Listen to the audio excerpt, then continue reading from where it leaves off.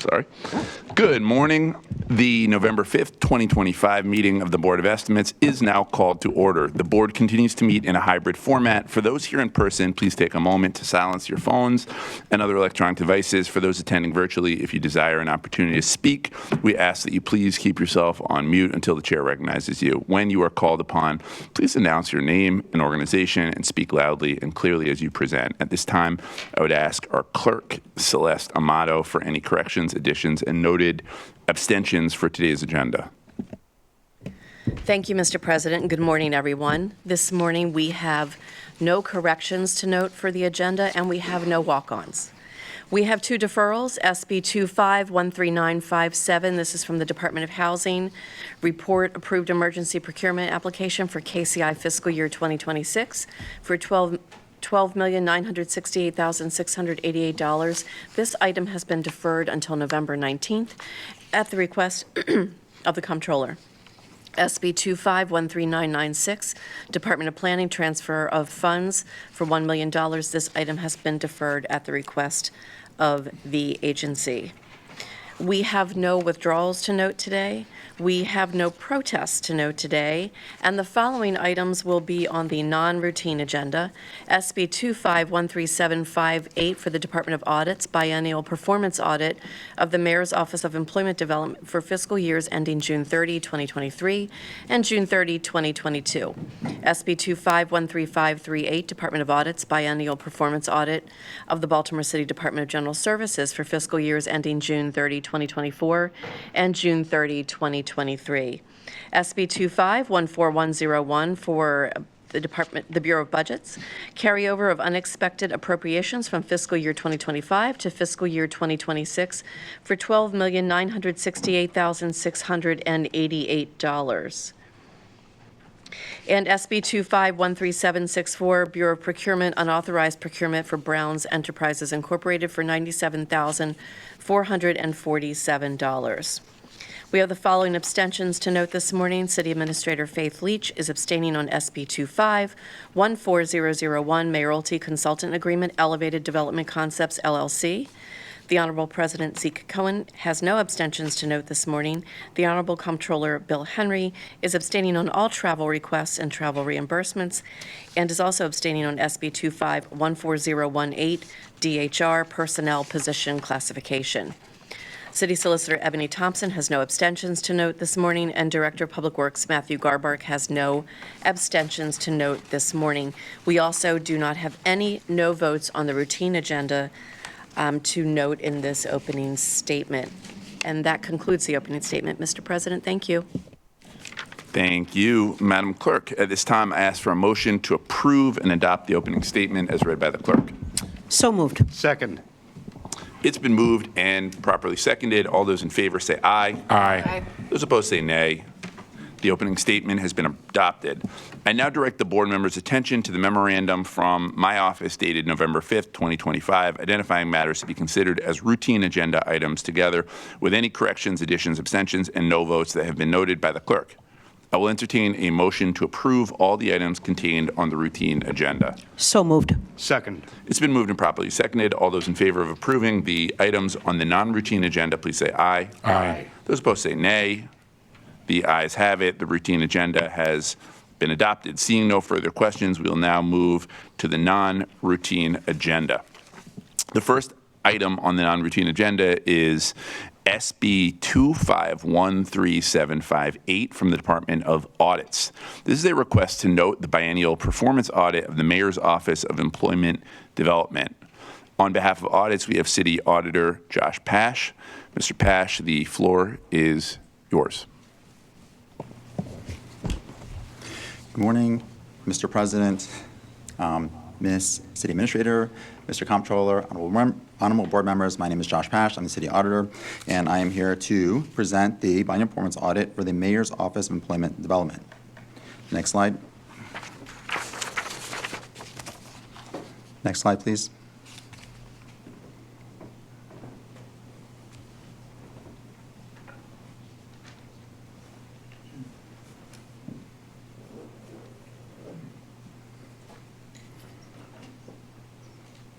Next slide.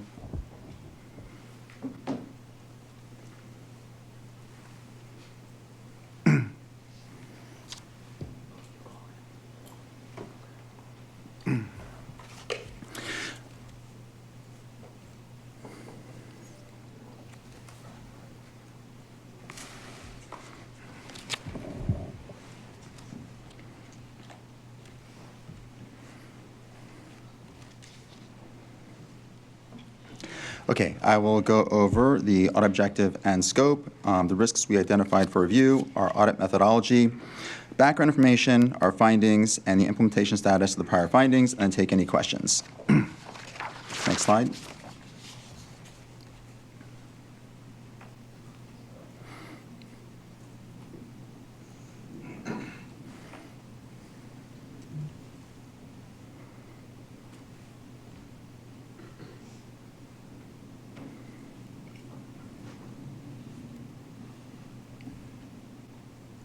Sorry about this.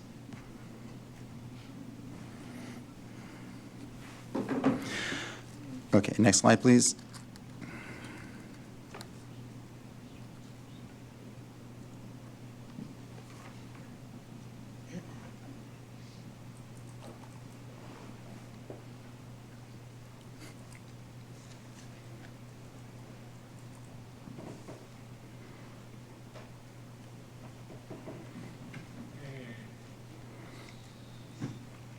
Okay, our objective and scope was to assess the effectiveness of the control structure over non-recurring grants. Non-recurring grants are one-time grants that are basically requested and awarded once, and this is opposed to recurring grants, which are the common type of grants that the MOED gets. And the reason why we specifically chose non-recurring grants is because that process, MOED has to start from scratch, whereas recurring grants, there's already a structure and a built-in approach to how they are going to use those and how to set up the budget and monitor them. We also followed up on our prior report dated August 22nd, 2023. Our scope was fiscal years 23 and 22. We did look at the grant management process in fiscal years 25 and 24 because there have been a lot of changes in that period. Next slide. Okay, the risks we identified review were operational risk, compliance risk, and financial risk. Next slide. Okay, our audit methodology. So we reviewed contract agreements with grantors and subrecipients. We did not have any findings there. We validated the terms and conditions of the grants and subawards were accurately documented in Workday. We did not have any findings there. We confirmed that supplier contracts, which are contracts with subrecipients, were approved by the contract manager and the procurement team in Workday. We did not have any findings there. To gain an understanding, we interviewed personnel from MOED, and to gain an understanding of the grant onboarding process, expenditure reimbursement validation, subrecipient monitoring, and grant closeout process, and we did not have any findings there. Next slide. Okay. We randomly selected samples to review and analyze supporting documentation that validates that only allowable expenditures were approved and reimbursed, that MOED performs the required desk reviews and site visits that are required by the grant agreement, and that expenditures were tracked and reconciled to the budget, and that will present in our first finding, our only finding. And then one of the key risks that we identified was around the reconciliation of the operating expenditures recorded in the general ledger, which is Workday, and the other reports that they use. Number 6, we also confirmed that the grants were closed out in compliance with both city and grantor guidelines, and there was no findings there. Next slide. Okay, to give some background on the non-recurring grant process. So it starts with the grant onboarding, and MOED has an internal grant award implementation meeting where they set up the structure of who's doing what, how they're going to approach and deliver the resources. Then they request the work tag from the grant management office to set it up in Workday. Once that is completed, they assign the award to that Workday work tag, and then they go through the process of selecting subrecipients to deliver the services, and then those subrecipients have to be set up in Workday so that they can bill and be paid. Then we have the expenditure processing, which is implementing the grants. And that includes internal purchases, such as P-card purchases that is purchased by MOED. Then there's other costs, such as payroll and staff, which are applied to the grant, and then paying the subrecipients as those bills come in, and then assembling all those expenditures to request reimbursement from the grantor. Then next part of the process is subrecipient monitoring. That is broken down into a desk review and site visit reviews.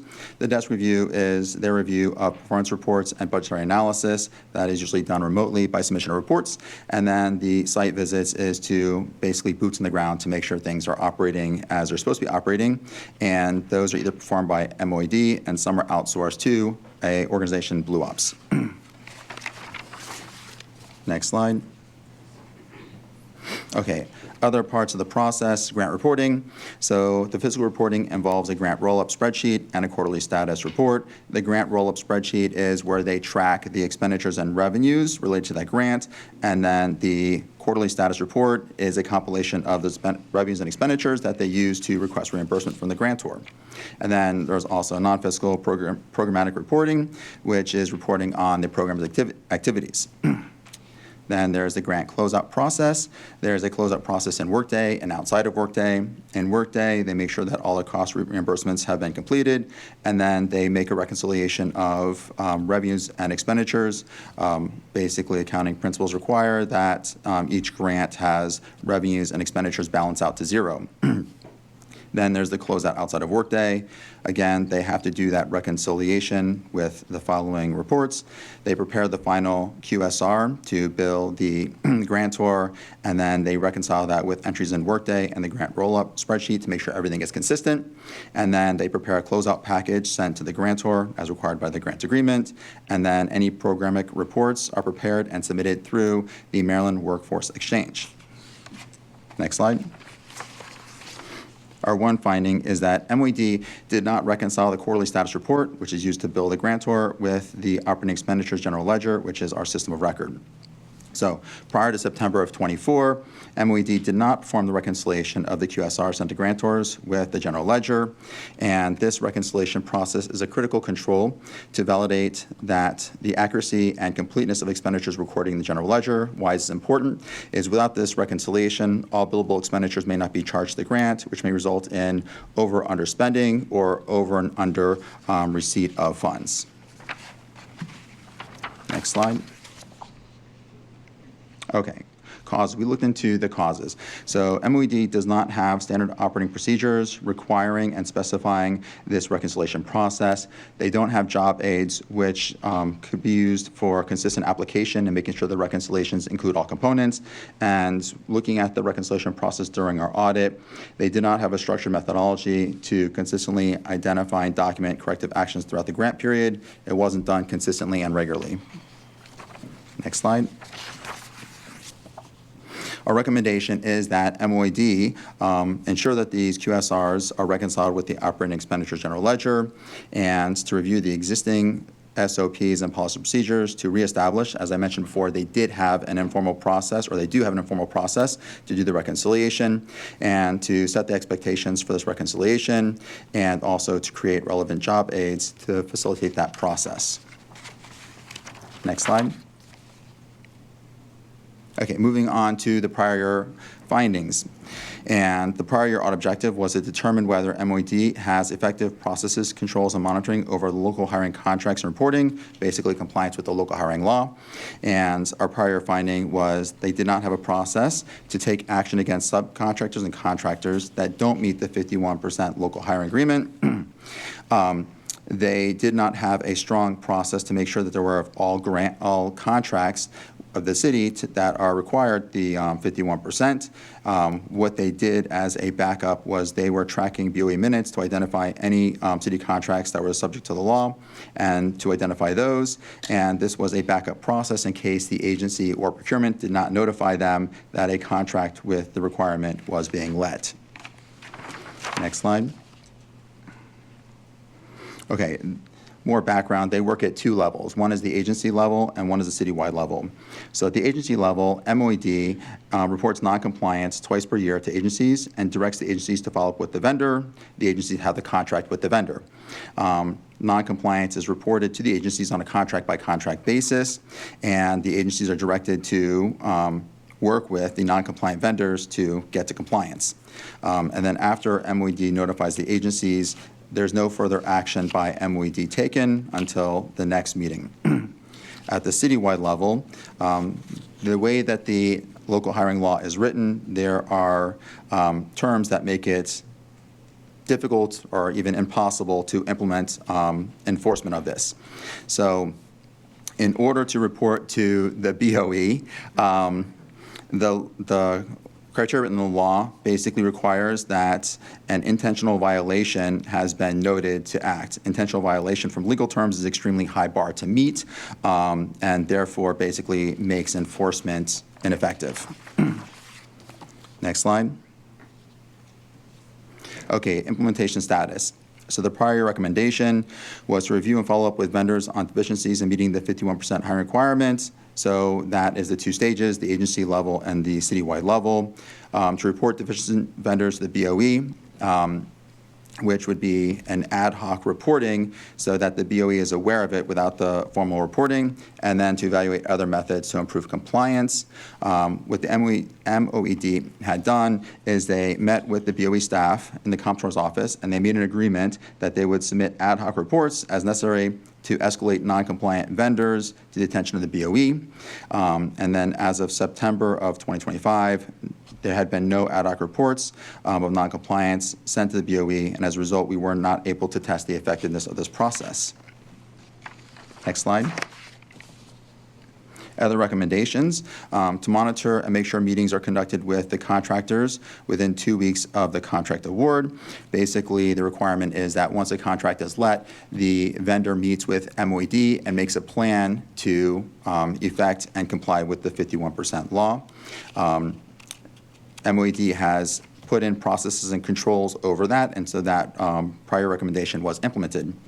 The other one was to review and follow up with contractors that they submit their monthly reports by the 5th of the following month. All contractors are required to submit their hiring, total hiring, and then hiring that is compliant with the 51% rule to MOED, and MOED has put in a control process to monitor that that is happening and to control that. Next slide. And I'll take any questions. Thank you, Mr. Pash. It's a good day to be having this conversation. Later on today, the City Council will launch a new charter review committee to take a hard look at many of these processes, such as the one that you just elevated, and the ways in which the Board of Estimates should be able to apply accountability in this case. And so it's a really good day to be having this conversation. I appreciate the report. Again, I think we're continuing to see challenges around agency procurement, the role of SMBAD, and just sort of this interaction with vendors that we see across the city, and challenges with holding our own standards, holding folks to account to our own standards that we as a board, as a city, have set. And so appreciate the audit, appreciate the work that this agency does on behalf of kids, on behalf of the workers throughout our city. Looking forward to hearing from Director Garvin directly. I'm going to reserve my questions till after her presentation, but I will go to Comptroller Henry and then City Administrator. I thank you, Mr. President. I just had one quick clarification. Bernard, can you go back to slide 14? Yeah, I'm just, under the partially implemented auditor's assessment, it says that no ad hoc reports of noncompliance have been received as of September 2025. Did you guys find any evidence that there had been noncompliance, but the noncompliance hadn't been reported? Right. So due to the many factors and detail and complications of how to come up with this noncompliance, because basically the reports are submitted monthly, and you have this rolling number to meet that 51%. We were not able to assess whether reports should have been submitted to the BOE. I do want to thank MOED because they were great in helping us get this audit done, and also the audit team was fantastic. Okay, thank you. I just want to make sure that we're not leaving the insinuation that they didn't file a report when it's also just as possible that there just wasn't any noncompliance that was there to be reported in this period. Correct. Okay, all right, thank you. City Administrator. Yep, thank you so much. So my questions, I have two questions in particular, but one is really a request, and it may be for MOED. I think it's really helpful for the public for us to actually define what the local hiring law is for the public, just so they know what the requirements are. And I'm not sure that we've done that, but we can defer that to MOED if you'd like Would you prefer MOED address that? Yes, I didn't bring the prior report Okay. that defines that. No worries. Again, I want to make sure that everyone understands exactly what we're trying to talk, what we're defining here and what we're trying to talk through. The other question that I have is around specific requirements. So there was a note about reconciliation, there was a note about MOED, and them going through meetings with agencies and sending documentation to agencies, but then not doing additional meetings afterwards. So can we talk through specifically, where is it documented that reconciliation is required? Or is this a recommendation that they do additional reconciliation? So this is not addition. MOED already had the reconciliation process, and basically the reconciliation is required because we need to make sure that Workday, our system of general ledger, official system of record, agrees what we're actually billing to the grantor. And so that's really the reconciliation to make everything ties out. And then also, as we wrap up the grant, accounting principles and require that the revenues equal the expenditures. And so basically, as you're going along, there might be stuff that was added to the account, added to expenditures, that basically needs to get backed out. So that reconciliation is making sure that the accounting is reported correctly. Okay, got it. And was there noted accounting deficiencies where there were issues with that required additional reconciliation? Or was it just noted that they didn't do reconciliation? So they did do the reconciliation, and Okay. basically when we reviewed the reconciliation, we were not able to identify that any issues were followed up upon, just because the structure they had was more ad hoc and wasn't consistent and wasn't documented consistently. So we didn't identify basically variances in the reconciliation, but we did look at the control process over there and saw that it wasn't done on a consistent basis. Okay, so I want to repeat this back to make sure that I fully understand what the finding is here. So the finding is that it was not that MOED does not do reconciliation. MOED is doing reconciliation, but the finding was that the reconciliation was not standardized So the in an SOP.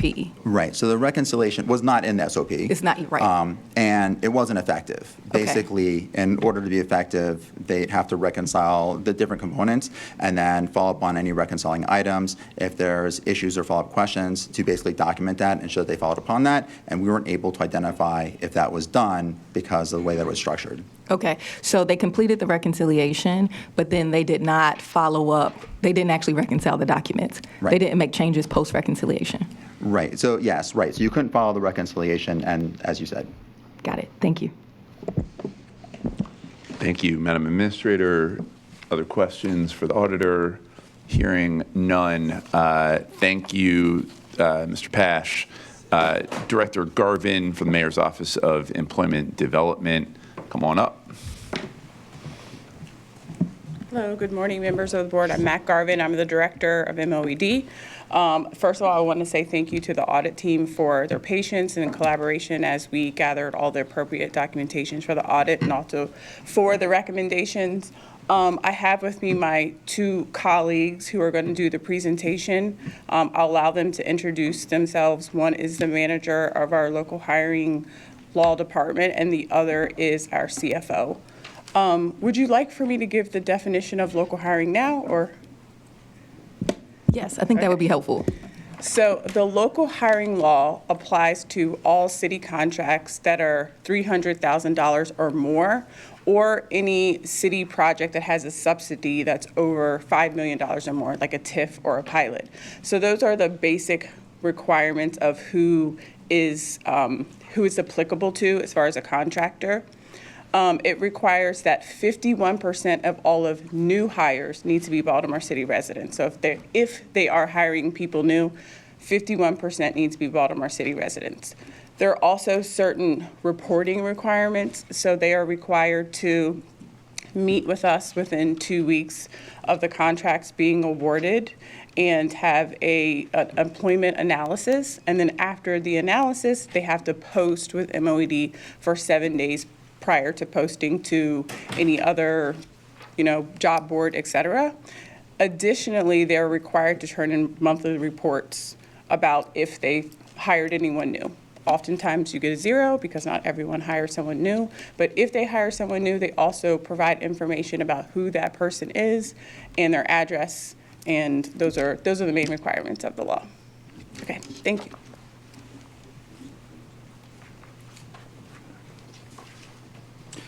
Good morning, City President, President of City Council Cohen. Good morning, Comptroller Henry. Good morning, Madam City Administrator Leach. Good morning, Madam City Solicitor Thomas, and all other honorable members of the Board of Estimates. My name is David Higgins. I'm the Assistant Director and Chief Financial Officer of MOED. And I want to first begin by acknowledging thanks to David Walton and his audit team for holding a high standard of professionalism, cooperation, and support with us during this biennial audit that was our agency did for non-recurring grant awards during fiscal year 2023 and fiscal year 2022. We do appreciate his support during this on-site performance review. So the Department Audit conducted a biennial performance audit of the Mayor's Office of Employment Development for the fiscal years ending 2023 and 2022. And we would like to address the findings of not doing a reconciliation with the Workday books of records to what we send out to our grantors for cost reimbursement. So in response, MOD recognized the need to strengthen our reconciliation process. We did acknowledge, we did show a difference between the two amounts, but we never had follow-up or documentation of follow-up. Didn't adequately describe what the reconciling items were. And we acknowledged that this was a fundamental principle of a strong accounting controls to do such reconciliation. We did, however, implement a reconciliation process in September 2024, along with job aids, and we started developing an SOP in support of that process.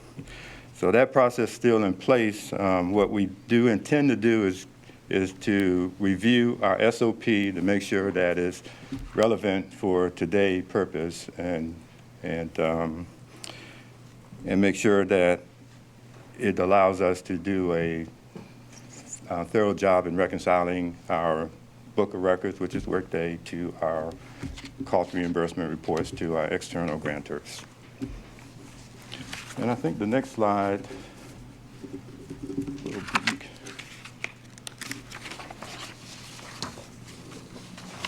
will be on local hiring, and I will turn that over to John Ford, unless there's any questions. Mr. Comptroller, do you mind holding it till the end? Just get the whole report. Okay. Thank Thanks. you.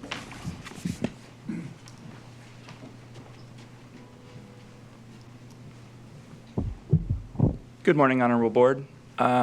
So we are going to respond to the John, if audit. you could just introduce yourself and Yes, give of your full course. name and all that. I'm John Ford. I am the Special Assistant to Mackenzie Garvin, the Director of the Mayor's Office of Employment Development. Thanks.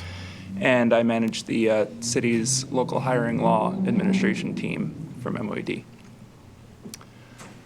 So addressing the finding on the local hiring law from the Audits Department, we didn't have any additional comment on the one finding that was found as fully implemented. But for the partially implemented finding, the MOED did not have any action to take to bring contractors into compliance. We had two things to address. One, for starting with FY21, since this audit period was in FY20 and 21, we have been taking many steps to bring contractors more into voluntary compliance. Some of those steps include formalizing the operating procedures and the job aids, hiring a compliance specialist into the team. The team was originally just one person, so we did expand the team to a compliance specialist, an additional coordinator, and a admin specialist, which helped with being able to follow up with vendors every month that don't submit their reports when they're expected to, and in addition, follow up when they have expected job postings or job openings that were reported that did not hire locally when they should have. So we have those steps that we've taken over the course of those years, and we've transitioned software systems Also, to be in line with SMBAD, so that contractors are already in that compliance system and see their local hiring reporting there and can submit their reports without having to email a group inbox necessarily. Those steps have helped bring up the compliance rates since that audit period. And as for the requirement to send, or the finding to send the report, the ad hoc report to the BOE for escalation, there were a couple of implementation delays in getting that in place. Number one, that transition to that new software system, SMBAD, while very important in the long run, did have some interruptions at the beginning of calendar year 25 in getting reporting ready to be able to submit it again. And then we needed to work out the thresholds at which it would be appropriate to escalate to the Board of Estimates, since not necessarily every single incident of a monthly report not being submitted needs to be reported up to this level. So we had some conversations with the Comptroller's Office to determine those thresholds after the latest biannual compliance report was sent out to the agencies. And then that was sent out, although the finding says that it was not received in September, it was immediately after that the first of those ad hoc reports was sent. So there is a report that was sent to the Comptroller's Office this year with a list of non-compliance that exceeded those thresholds that we set. And I believe, do you have any questions? But I think you may have questions also for David. Yes. Thank you, John, and thank you to the MOED team. How long do you estimate that it should take MOED to implement the recommendations from this audit report, including conducting required fund reconciliations? That was my question? Yeah. Yes, sir. Could you repeat that, please? Yes. How long do you estimate that it should take MOED to implement the recommendations from this audit report, including conducting required fund reconciliations? Okay. As I mentioned, we put in place a process in September 2024. We provided job aid. We trained our fiscal team how to do this reconciliation. We started developing SOPs for the process. What we intend to do, I guess, as a follow-up is to review the current SOPs and make sure they're applicable for today's needs. Workday, as you know, is a dynamic tool. It changes the way we manage our data. And if you go back to FY22, that was the year that we started the implementation of Workday. So we were struggling just to try to pull data out of the system just to get reports out. Does that answer your question? Yes. Just thinking about technology, as the world starts to move toward artificial intelligence, toward different data tracking management systems, I am just curious if there is a technological move here that the agency could make around integration and better tracking and all the rest. I'm sure there is. I don't know the scope and how to implement that, but I think what we're looking at is right now we're using worksheets. So this is a manual process that we do with the reconciliation. So basically we take two balances of numbers. We take the numbers that we report out compared to the numbers that we retrieve from Workday. And if there is a difference, we need to identify what that difference is and have an action plan, what to do with it within the next reporting cycle. When you say worksheets, like literally like printed out? Excel, yeah. Okay. Excel worksheets. Okay. I would respectfully recommend moving toward a more technologically advanced system than worksheets. Understand, I know particularly I remember having this conversation a while back about YouthWorks, and some of it has to be paper and all the rest. I just think we have seen pretty consistently that we have some real vulnerabilities and challenges around data integration and all the rest. And, again, as cities and systems move quickly, I would strengthen I would look toward at least some form of a technological solution. Again, appreciate it. Looking forward to, as I said earlier, I'm standing up a committee on the city council to take a hard look at our charter and ways in which, to the finding, the BOE is either equipped or ill-equipped to participate in the accountability around these types of processes. And so appreciate the audit, appreciate the response. Comptroller? I'm not sure if I'm feeding a fed horse here, but I was going to ask David to talk a little bit more about the specific job training aids that you've done to ensure that your staff is reconciling the quarterly status reports with the general ledger. You've put those in place last September. How's it going? Is it documented and integrated into your workflow such that you don't have to worry that this will be a problem as people turn over, as positions turn over? Yeah, I mean, to answer your question, it's a process. Even though we have the training tools, we have learning curve issues. Sure. We have turnover with staff. I think as far as having these systematic reports, I think one of the challenges the city faces that one size doesn't fit all agencies. And I think that was a struggle why we were never delivered systematic reports to help us with our grant reporting. But we appreciate any support that the BOE can offer, the city council can offer us. Well, I know the city administrator's office is working really hard on grants management, and that support will be there, yeah. Yes, they have expressed their support in helping us, achieve these roadblocks or remove these roadblocks that we have in trying to generate reports for those agencies that are heavily grant funded. But but you've completed the work in terms of making it part of your SOPs? Yes, it's in place. Okay. You can have everything you got to get in people place. actually read it and do it. You just need to Yeah, have the okay. right staff in order to execute the problem. But we are working as best we can and trying to make that happen. Okay, thank you. Okay. Thank you. Madam Administrator? Sure. I have a couple of specific questions. This could be for the auditor, or it could be for the team at MOED. So on this issue of reconciliation, is there a figure? Is there a dollar amount of unreconciled or accounts that were reconciled? Because I want to be clear here. What was expressed to me was that reconciliation was done. It was that the accounts weren't actually reconciled to match after the reconciliation. So I want to know how much was not reconciled that was identified by the auditors.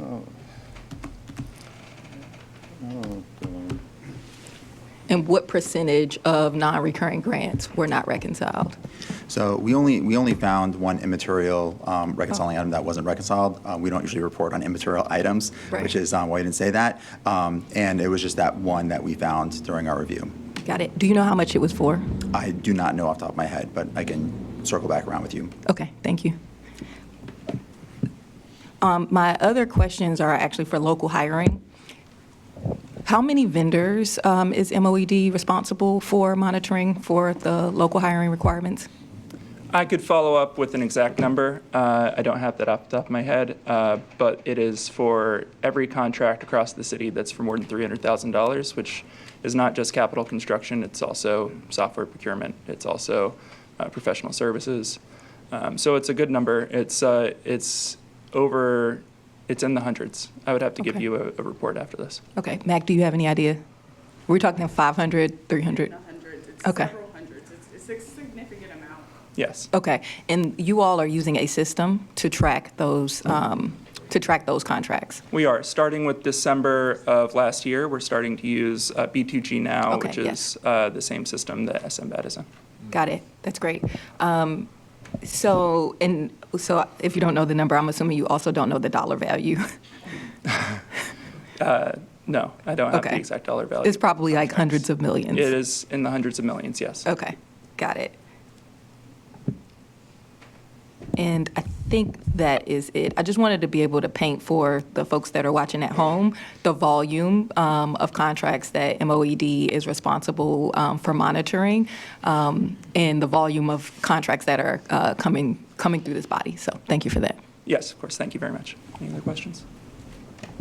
Mr. President. Mr. Garbark. Question on local hiring. Just real quick, I know that for our MBWBE, it's not just the city, it's actually the region. Is local hiring just Baltimore City, or is it Baltimore County and the region? It is Baltimore City. Just We the have to city, determine okay. whether a new hire's address is within city limits. Within the city, okay.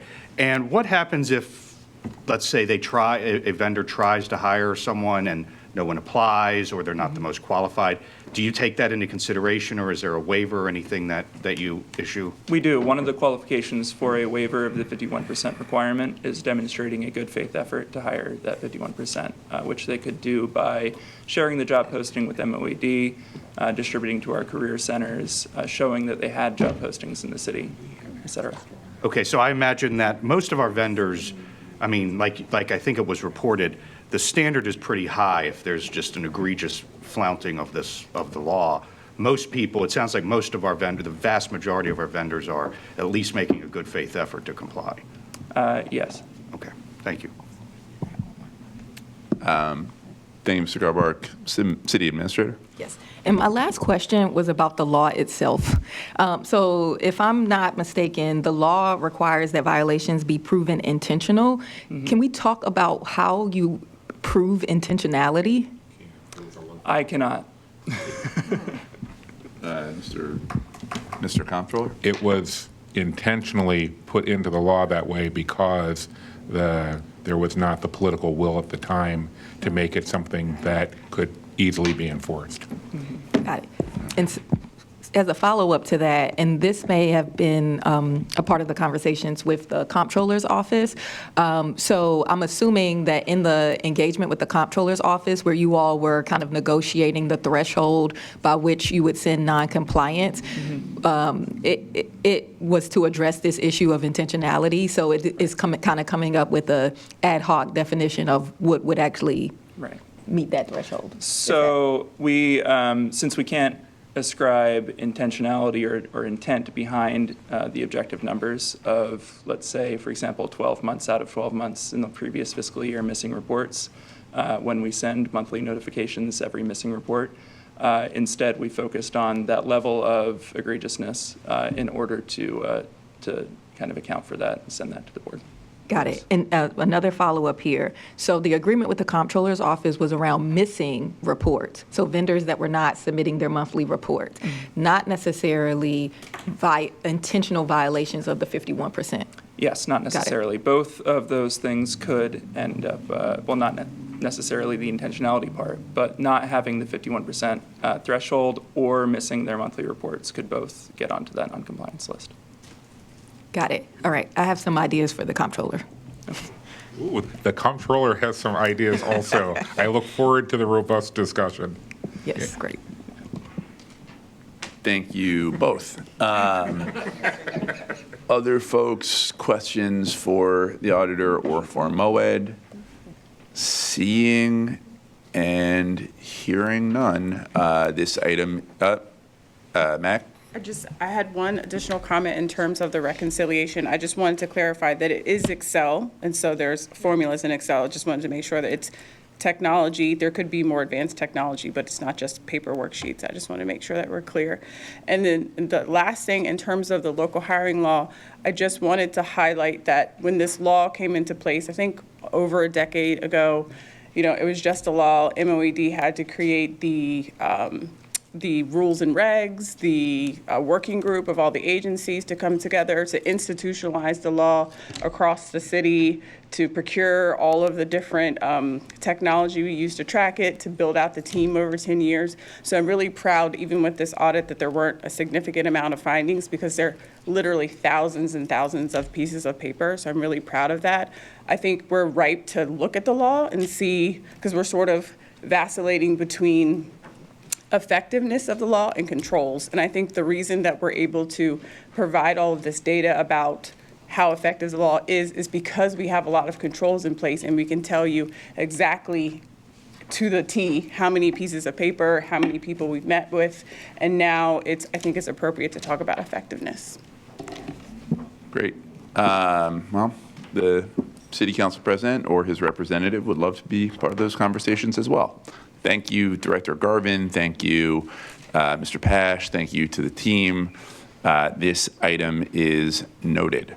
The next item on the non-routine agenda is under SB 2513538 from the Department of Audits. This is a request to note the biennial performance audit of the Baltimore City Department of General Services.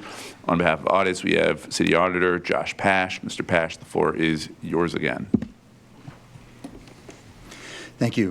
Good morning, Mr. President, Madam City Administrator, Mr. Comptroller, honorable board members. My name is Josh Pash, and I am the City Auditor, and I'm here to present the biannual performance audit for the Department of General Services. Next slide. I will go over our audit objective and scope, the identified risks that we reviewed, our audit methodology, some background information, and our findings. Next slide. Okay, our audit objective was to assess the effectiveness of managing energy bills and renewable energy credits. Prior to January of 2024, each BGE account line was charged separately to each cost center, aka agency. Some agencies have more than one cost center, requiring all cost centers or agencies to review and approve their portion of the energy bill. The energy bills were also sent from the vendor directly to the Department of Accounts Payable under the Comptroller's Office for payment, and that was done before DGS had a chance to review those for anomalies. DGS Fiscal Services is an internal service fund to pay the energy bills and to allocate those to different agencies or cost centers. And then as of January of 2024, DGS began directly receiving energy bills so that they could be reviewed for anomalies prior to payment. Next slide. Oh, we looked at fiscal years 24 and 23, and then to take into account updates and improvements, we extended to fiscal year 2025. Okay, the types of risks that we reviewed for were fraud risk, operational risk, and information technology risk. Next slide. So our audit methodology. We conducted interviews and walkthroughs to understand and evaluate the risk controls related to renewable energy credits and the energy billing process. We did not have any findings there. We reviewed DGS's policy related to the addition or removal of city accounts, billing management, and those related to renewable energy credits. We did not have any findings there. We reviewed both renewable energy credit contracts for fiscal years 21 through 24 with Spectron Energy, and we looked at the renewable energy credits that were sold, and we looked at the city's inventory of renewable energy credits to make sure that they all tied out. Next slide. Okay, we reviewed user access permissions to SharePoint and Energy Cap, where accounting and billing data are maintained. Energy Cap is the city's energy billing management system, and is also the system used to flag anomalies. SharePoint is the system that DGS uses to communicate and to work with agencies. We judgmentally selected 26 samples with abnormal usage flags and high usage flags in Energy Cap to determine whether DGS resolved the usage flags. We selected another 30 samples to review the status of unresolved usage flags, and we did another 60 samples with zero usage to determine whether DGS closed those inactive accounts. If there's no usage, to see if they made that assessment whether the account should be still active. And then we selected another samples to determine whether billing flags had any issues related to billing rates. Reviewed the virtual net meter accounts to identify high credit balances. Virtual net meter accounts are BGE accounts. They are associated with energy using assets that the city has.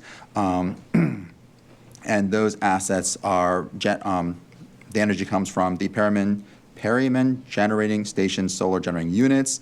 The BGE component with the virtual net meter is if there is not enough energy coming from Perryman, then BGE backfills that energy to make sure there's no shortfall.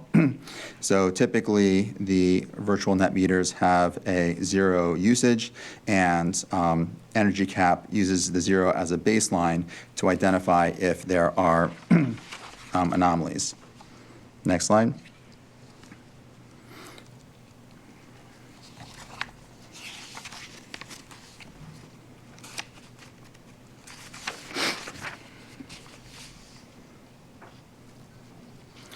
We judgmentally selected 30 samples to determine whether billing flags had any issues related to rates. Oh, sorry.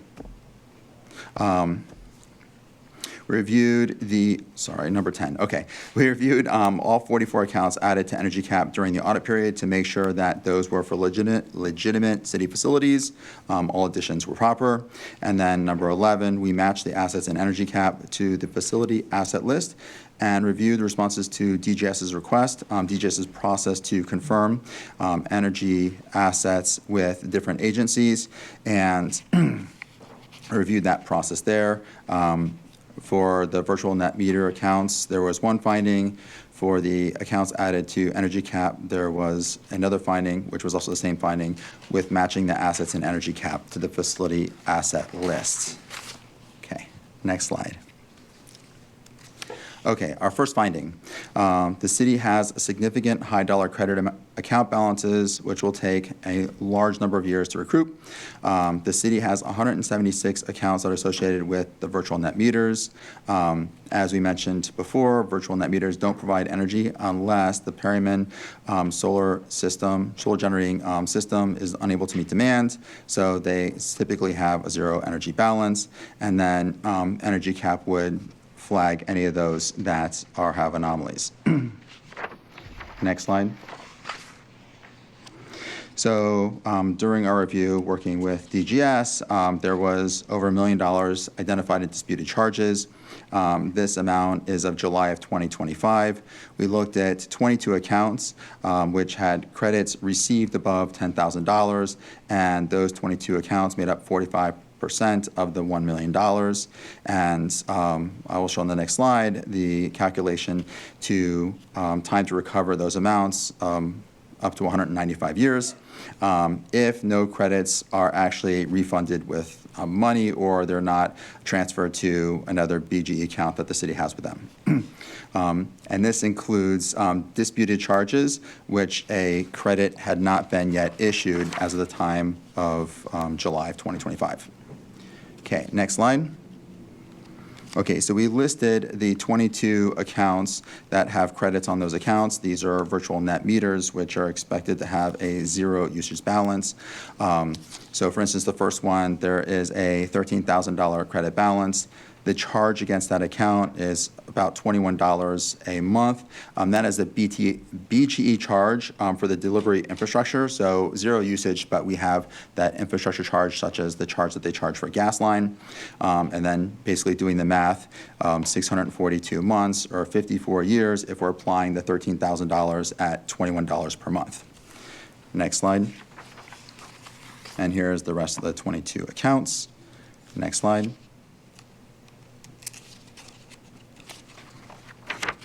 Okay, so we looked at the cause. The city is part of a Baltimore Regional Cooperative Purchasing Committee Energy Board, which is various governmental units which bargain to secure the best rates. So BGE has a monopoly on the delivery system, but where you get the energy from can be from a number of sources, and this group basically negotiates for those. So BGE has the electric services, rates, and tariffs contract for service, basically with the customers, the city, that encompasses the Maryland Public Service Commission, and those are approved rules that BGE and its customers must cooperate. So basically, it's that overarching contract that was worked through with the Maryland Public Service Commission. And then basically what that says is payments from the user, the city, will be made regardless to any counterclaim. So basically, pay first, dispute later. And then there were errors found with the BGE billing system, which caused the large charges. Our recommendation is that DGS work with BGE to basically put together an agreement to reimburse the city rather than giving credits, so that we can get the money back in a reasonable amount of time. Okay, next slide. So during Josh, go back to that last one. Just restate that. So what you are saying is, instead of doing the credit thing, there should be an actual exact payment compensation instead. Yes? Right. So as I mentioned on the previous slide, we do have energy provided by BGE, a significant amount, and whether it was credit against that amount or whether they actually reimbursed us, we'd able to recover the funds. If it is just applied to the charges on that specific virtual net meter, then it'll take decades to recuperate. Got it. Thank you. Slide 13. Okay, so DGS made a lot of progress during our audit period. We noted that they had identified this issue and have been working with BGE since May of 2024, so this was not news to them. When we came upon the during our audit, we had those discussions, and we noted that DGS had continued making payments to BGE during that period, which is basically following that electric service rates and tariffs contract. Okay, next. Okay, our second finding. Agency low participation hinders the effective verification of ownership assets for energy bills. DGS has a process, a goal to make sure that all accounts that we are paying for are actually city-owned accounts. And so DGS implementation of this key control to validate the accuracy and completeness of the assets that were being billed for energy with agencies not working effectively. DGS has put this in place in January of 2024, and they started with 12 agencies. Next slide. Okay, 6 of those 12 agencies responded, and those 6 agencies had 317 of the 745 assets.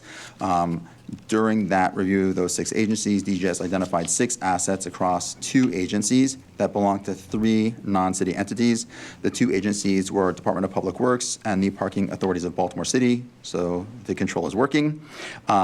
And then DGS worked with those 3 non-city entities for refunds. They prepared an invoice of about $30,000, which is going back approximately 36 months, and 36 months was chosen based on working with the Department of Law.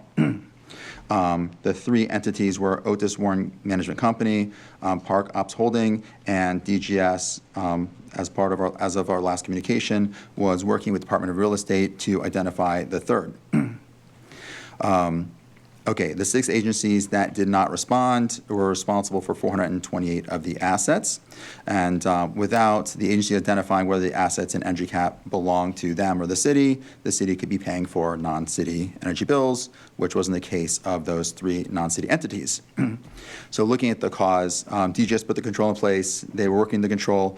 DGS does not have the authority to compel agencies to respond and participate in this validation process.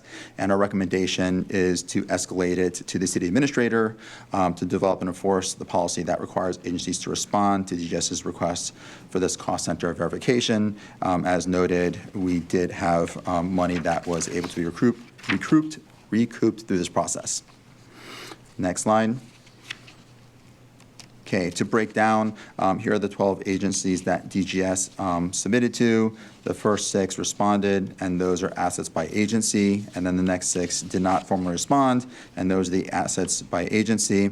And then for DPW, those assets include buildings and also bill repeaters, which strengthens meter signals for their utility billing. And I will take any questions.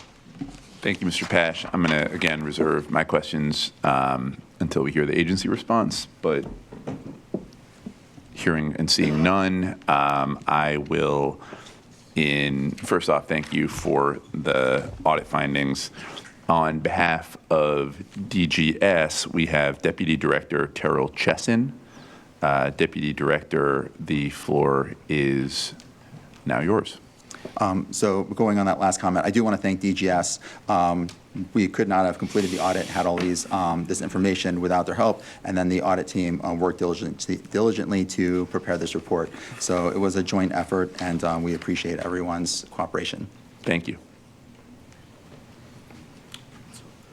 Good morning, Honorable Board. I want to thank you for allowing us the opportunity to present on the findings for the audit team's findings for energy billing and also renewable energy credits.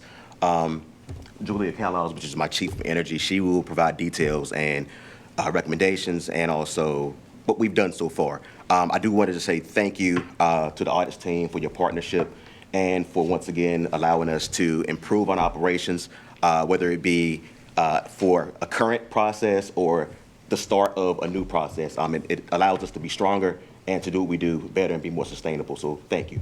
At this time, Julia, you want to come up? Thank you, Sherelle, and thank you to the Honorable Board for having us today. I'm Julia Kalas. I'm the Division Chief for the Energy Division at Baltimore City DGS, and thank you to the Audits Department for their partnership on this evaluation. For my presentation, I'm going to start a little overview on what energy account management means and the different players, because I know in the audits presentation there's several pieces involved here. DGS sits on the Baltimore Regional Cooperative Purchasing Committee Energy Board on behalf of the Chief of Procurement to make energy purchasing decisions. We manage energy bills on behalf of all of the agencies, the energy utilities, including our distribution utility, BG&E, as well as our energy supplier, our electric supplier, Washington Gas, our natural gas supplier, Constellation Vicinity, which provides steam and chilled water, as well as fuel oil, and lastly, the solar power purchase agreement vendor, Brookfield Illuminace Solar.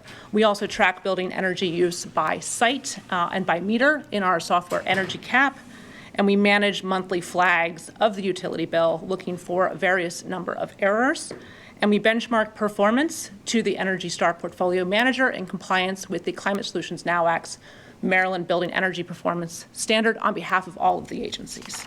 That is why it is so important that we get the accuracy of our buildings to our performance, because this is a state regulation on performance we now have.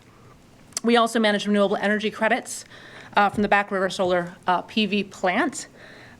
Renewable energy credits are a market-based instrument that allows us to sell and trade environmental attributes of energy generation. We report that generation to the U.S. Energy Information Administration and to the PJM Generation Attribute Tracking System. We also manage that power purchase agreement, which represents approximately 4% of the city's electric usage. It is virtually net metered, which means that the solar supplier, delivers the electricity to the grid and is virtually attributed to the individual accounts that we subscribe to that usage. We ensure there is sufficient load assigned to the generation to try to match generation and usage as closely as possible.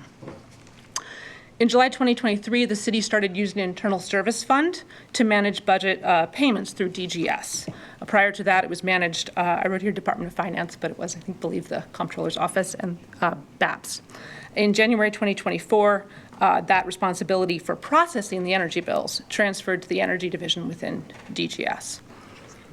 Our approach to utility bill payment quality includes monthly receiving the bills and processing them in Workday and looking for errors, monthly meetings with BG&E to go over items that we've identified as potential issues, and then scheduled audits looking for various indicators of problems with the bills.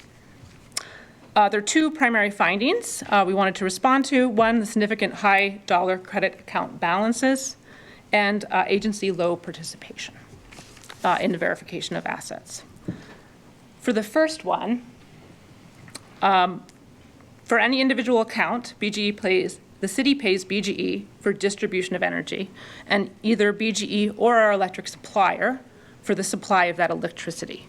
For solar virtual net metered accounts, if the solar plant does not generate enough electricity to supply all the subscribed accounts, then BGE charges supply cost to the shortfall in addition to the distribution costs on those accounts. BGE is the only source of data on the allocation of the generation to the individual accounts. Starting in May 2024, BGE's process for allocating data on use and costs to subscribed virtual net metered accounts failed and was not fixed and reconciled until July 2025. During this time period, BGE also submitted duplicate and erroneous billing on energy supply. Without the data allocation of solar to site usage from BG&E, DGS could not validate what charges were legitimate or an error, except for when it was an obvious duplicate billing. To complicate things during this time period, there was a few weeks where the solar plant was partially down, meaning that there were legitimate BGE supply charges on the accounts. And since May 2024, we've worked with BGE and escalated with them the fact that this was an error. Real quick, go back. during this time period, BGE also submitted duplicate and erroneous billing on BGE supply. How much? Like, what was have you reconciled what the numbers were in terms of erroneous and duplicate billing? Yes, so in some cases, when there was a very clear duplicate bill, we communicated to BG&E that it was a duplicate bill, and we were able to avoid paying that. So in the end, we identified that we overpaid by approximately, the amount of credit we're receiving back on those individual accounts is approximately $670,000. I will note the difference between what audits showed, and the difference there is related to those duplicate billings where they submitted it, and we were able to avoid paying for those because of the acceptance that was an error duplicate bill.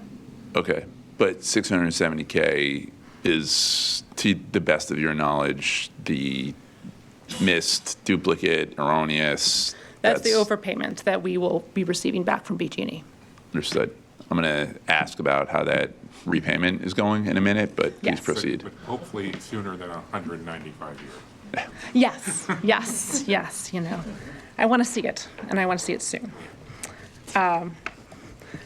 So corrective action taken on this, so perfect timing on that question. So July 2025, BGE resolved all of our questions about the bills. They were able to provide us with an accounting that allowed us to look at what was erroneous and look at the meter data to be able to verify what was a accurate bill versus inaccurate bill. BGE has indicated that they have assigned more staffing to the program and have addressed the software error that caused the discrepancy in the interim.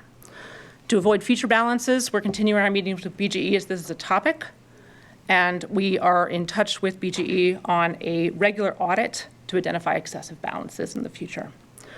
October 9th, BGE agreed to issue us the checks for the balances we identified as due to us.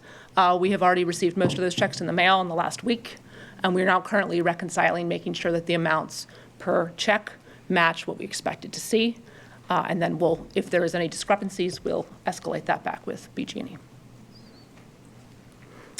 So we will then deposit those checks within the city system.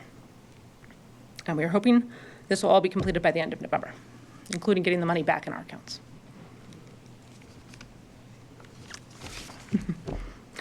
I can move to finding 2, or do you want the question? No, keep going. Okay. All right, so finding number 2 was about agency participation in the verification of utility assets. We launched an initiative we called the Baltimore Energy Data Initiative prior to taking over bill processing, working with agencies to identify what asset is tied to what meter and make sure it is correct, as well as we can tell, which is important for accurately tracking on building performance. We'll note, appreciate audits finding, and I think we will very much value from a more formalized response process from the agencies. And I will note that while not all agencies responded in the format that we provided to them, all agencies were responsive in some manner, including phone calls and Teams meetings. I put a few examples in the slides. You know, Rec and Parks we meet with them monthly, talking over various energy issues. This was a topic for many months. They brought their own records, and we talked through many of the questionable issues. DOT and BPD in particular went on several site visits to identify meters. And DGS facilities and portfolio management staff, we do meet with them monthly on various issues, and this was a topic. The corrective action based on the audit finding, we established an SOP for that annual agency asset verification. And in October, all of the agencies acknowledged receipt of that SOP, and it's been provided to the CA's office.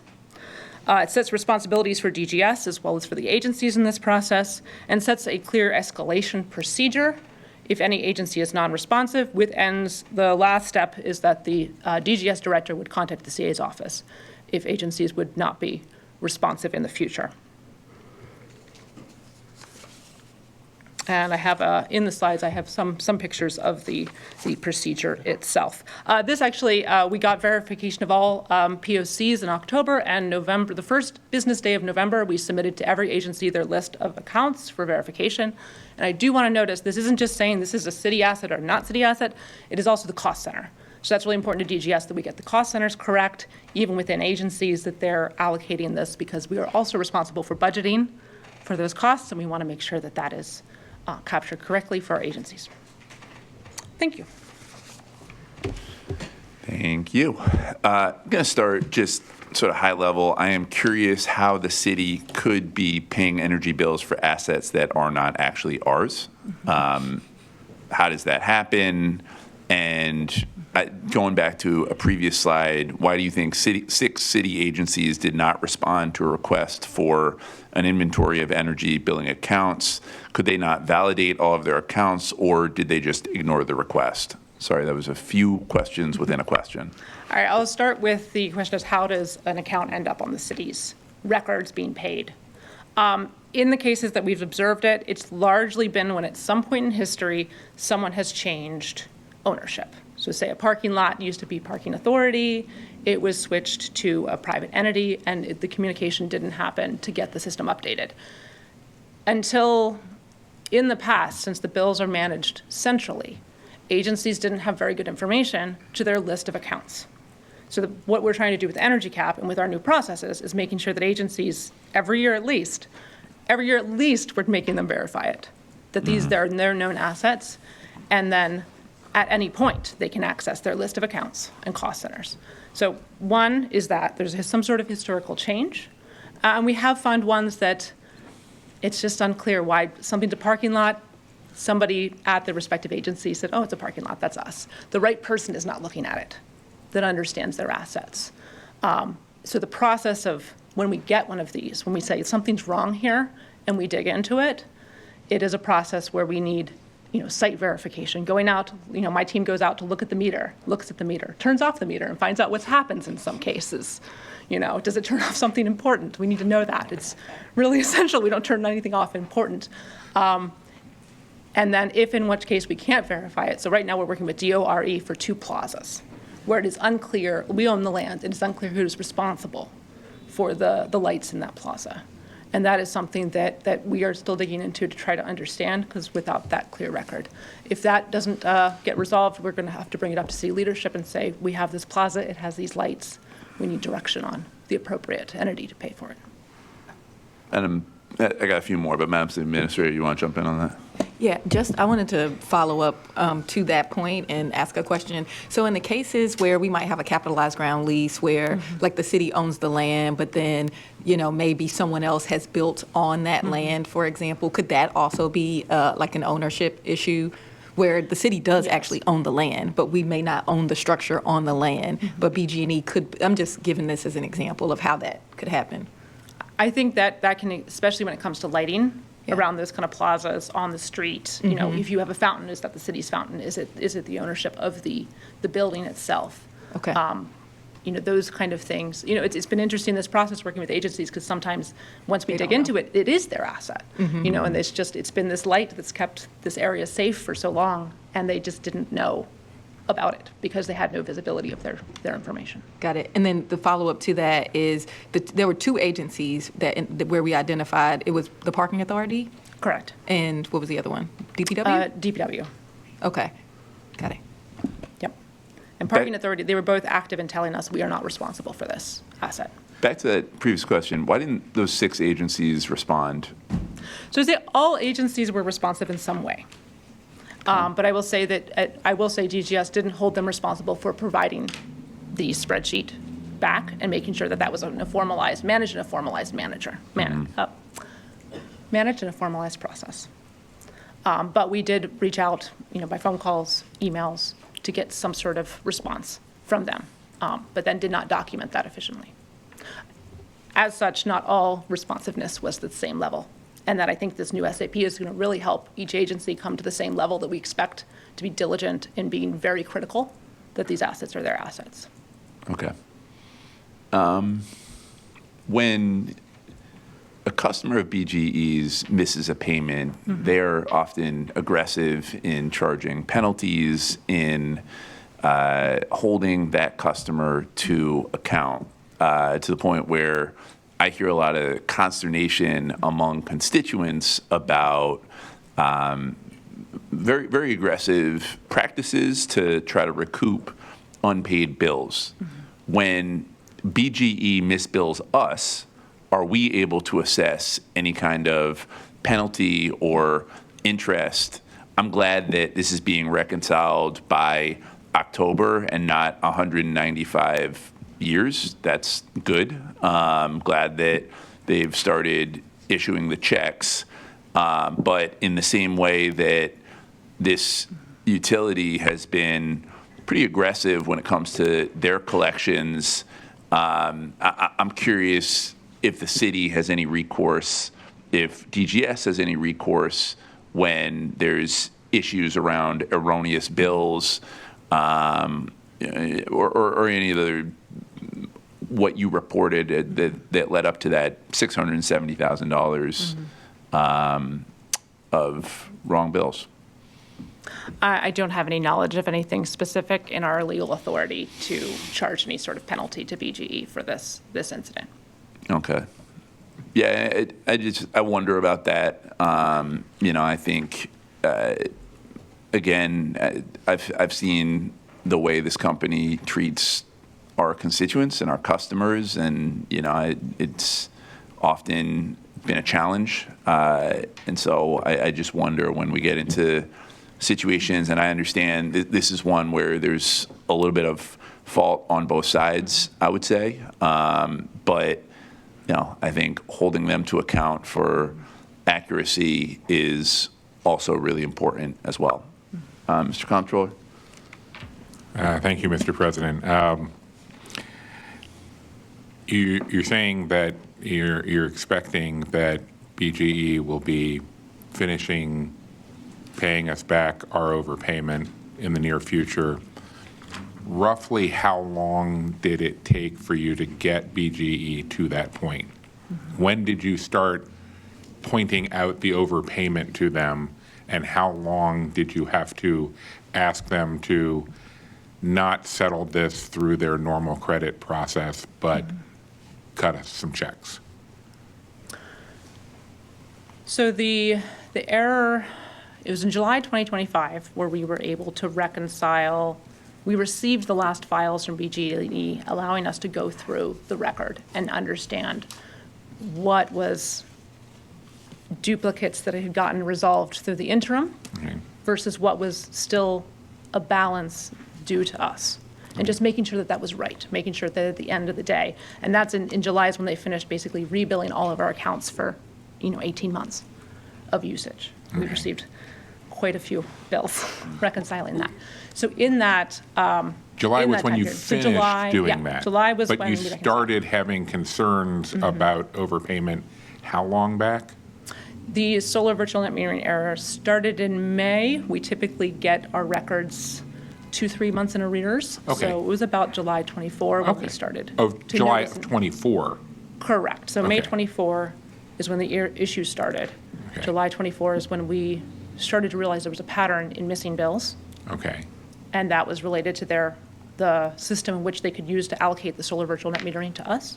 And then it And took then you we a began to year to track it. put that together, and then you went to BGE this year in July. Yeah, they were able to fix their system to do all the corrections to the billing, because up to that point, we were, without the visibility of the data, I did not know what was a correct bill or an incorrect bill. Okay. All right. And I want to stress here, I am not in a position of ever defending BGE. But the reason I was concerned about how long it's taking us to get this dealt with is that because we had internal conversation about this item. And there was a strong desire to slam BGE for a ridiculous policy that would have put us in a position of having to wait 195 years to get our money back. And I was hesitant to push that direction because the city's policies are not dramatically different.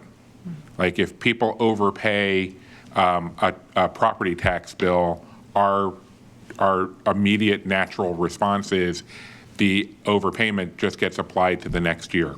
Like that's just a thing. The real test is when an error is pointed out, how long does it take them to say, okay, our normal policy isn't appropriate here. This is how we will work with you.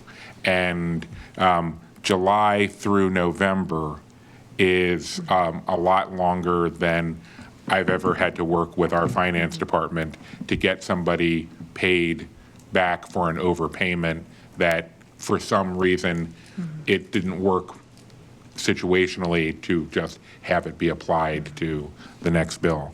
But the other missing piece here, and this is not for you as much as it's for the state, the tariff, the contract that requires you to pay regardless of any issue of counterclaim, that is kind of ridiculous. I mean, like that is a very odd thing that's a very odd power for the state to give a private business.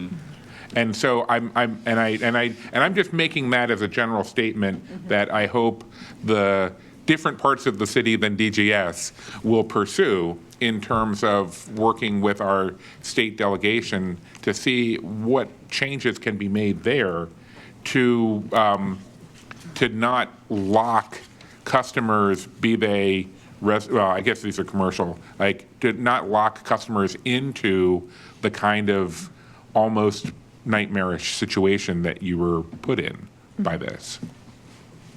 But yeah, that's it. Thank you. Yeah, thank you so much. And thank you for that, Comptroller Henry. That was, I was going to start my line of questioning there. And I guess the question, and this may be for the auditor, so this was, that was granted through the PSC. And so is that policy, regulation, state law? Do we know what grants that power? So we didn't get specific. I know that the PSC has authority over this area, but we did not look at like what level of enforcement or what level of like legislation that this this involves. Okay, got it. It would be helpful, and we can take this on to figure out exactly, you know, where that power, we know the authority sits with the PSC, but again, knowing how to change it, we would have to know where it comes from, meaning is it law, like all of that.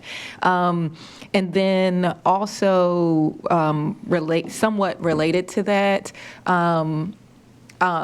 I want to talk a little bit, Julia, just about the timeline. So I think one of the key things that I want to make sure that we underscore and highlight here is the fact that we have centralized how we manage the city, all of our city government assets and their energy usage through DGS. And so can you just go back over the timeline? You know, how was this managed before? At what point did DGS come in? And then how that has equipped you to be able to reconcile these energy credits and energy usage, and also find where we might have these erroneous charges. Can you talk a little bit about that process? Yes.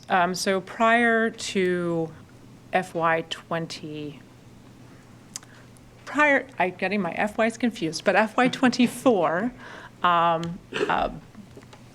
the Bureau of Accounts Payable processed the payment of utility bills in Workday. DGS did occasionally we reviewed those bills from primarily a usage perspective, but we did not have a system to be able to easily flag errors. By moving the other,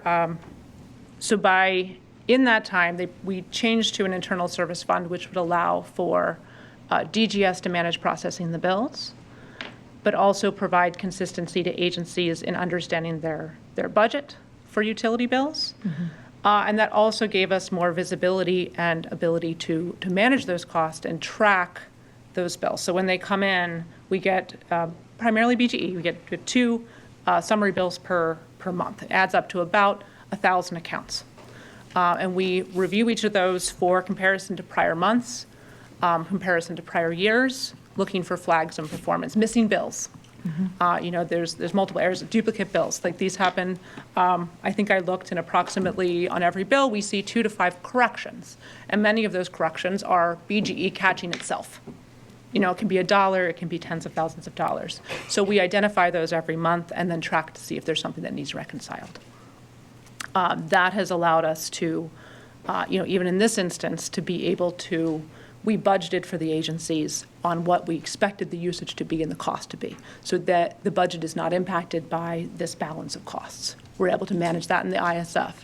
I'm not privy to all the ways that BAPS was managing those bills, but I would say consolidating more of that within DGS has allowed us to have more both authority and visibility of these issues, to both identify them, track them, and then work with BGE on a monthly basis, trying to identify ways to fix when we see repetitive errors.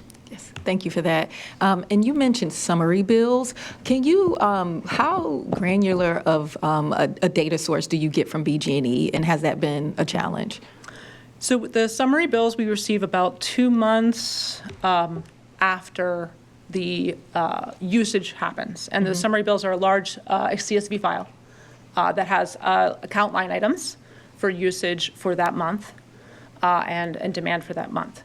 We also can access directly from the meter interval data. So we do use that interval data sometimes when something looks strange.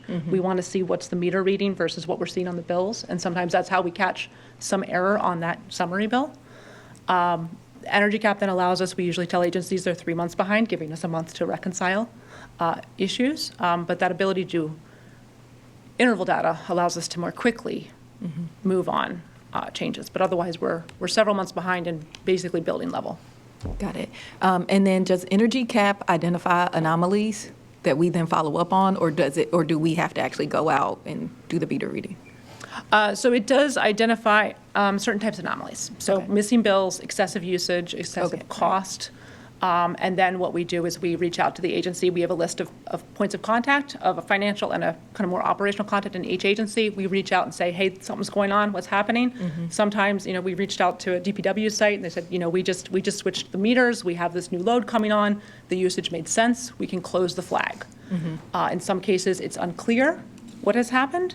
So we might monitor, or we send out somebody to take a look. We might look and say, okay, something's been running at 100% rather than 80%. All right, we can dial that back. We have to make judgments. And actually audits, I would say, is really helpful in us trying to understand how to better systematize these flags and our responsiveness to these flags. And then I will say I've been really happy with the agency's growing, fluency in dealing with our team as we've built up this process that didn't exist previously. Between DGS and agencies to tell them how their energy usage is going. Yep, got it. And then I think in the auditor's report, it was mentioned that we're a part of a consortium or a collaborative. I'm assuming, is it regional? Is it other governments? Like, who is a part of this collaborative? So the Baltimore Regional Cooperative Purchasing Committee Energy Board is under the Baltimore Metropolitan Council. It is a group of 24 members. Baltimore is a voting member. There's about 7 voting members, but it is the regional counties, Anne Arundel, Harford, Howard, Baltimore County, and then some smaller ones, and then as well as the school districts. Baltimore City Schools is also in BRCPAC, as well as some smaller entities, community colleges. Got it. And going back to the tariff policy from through the PSC, who does that apply to? I don't have fluent knowledge of the tariff policy, but I will make a note to follow up on this. Okay. And Josh, do you have that information? So basically, what we gathered is that's a contract between BGE and their customers. So it's kind of like a flat thing that the PSC had put out. Oh, so it's all customers. So I can't speak if it's like private residences. Okay. But yeah, it's kind of a standard thing. Okay, got it. Thank you. Madam City Solicitor. Thank you, Mr. President.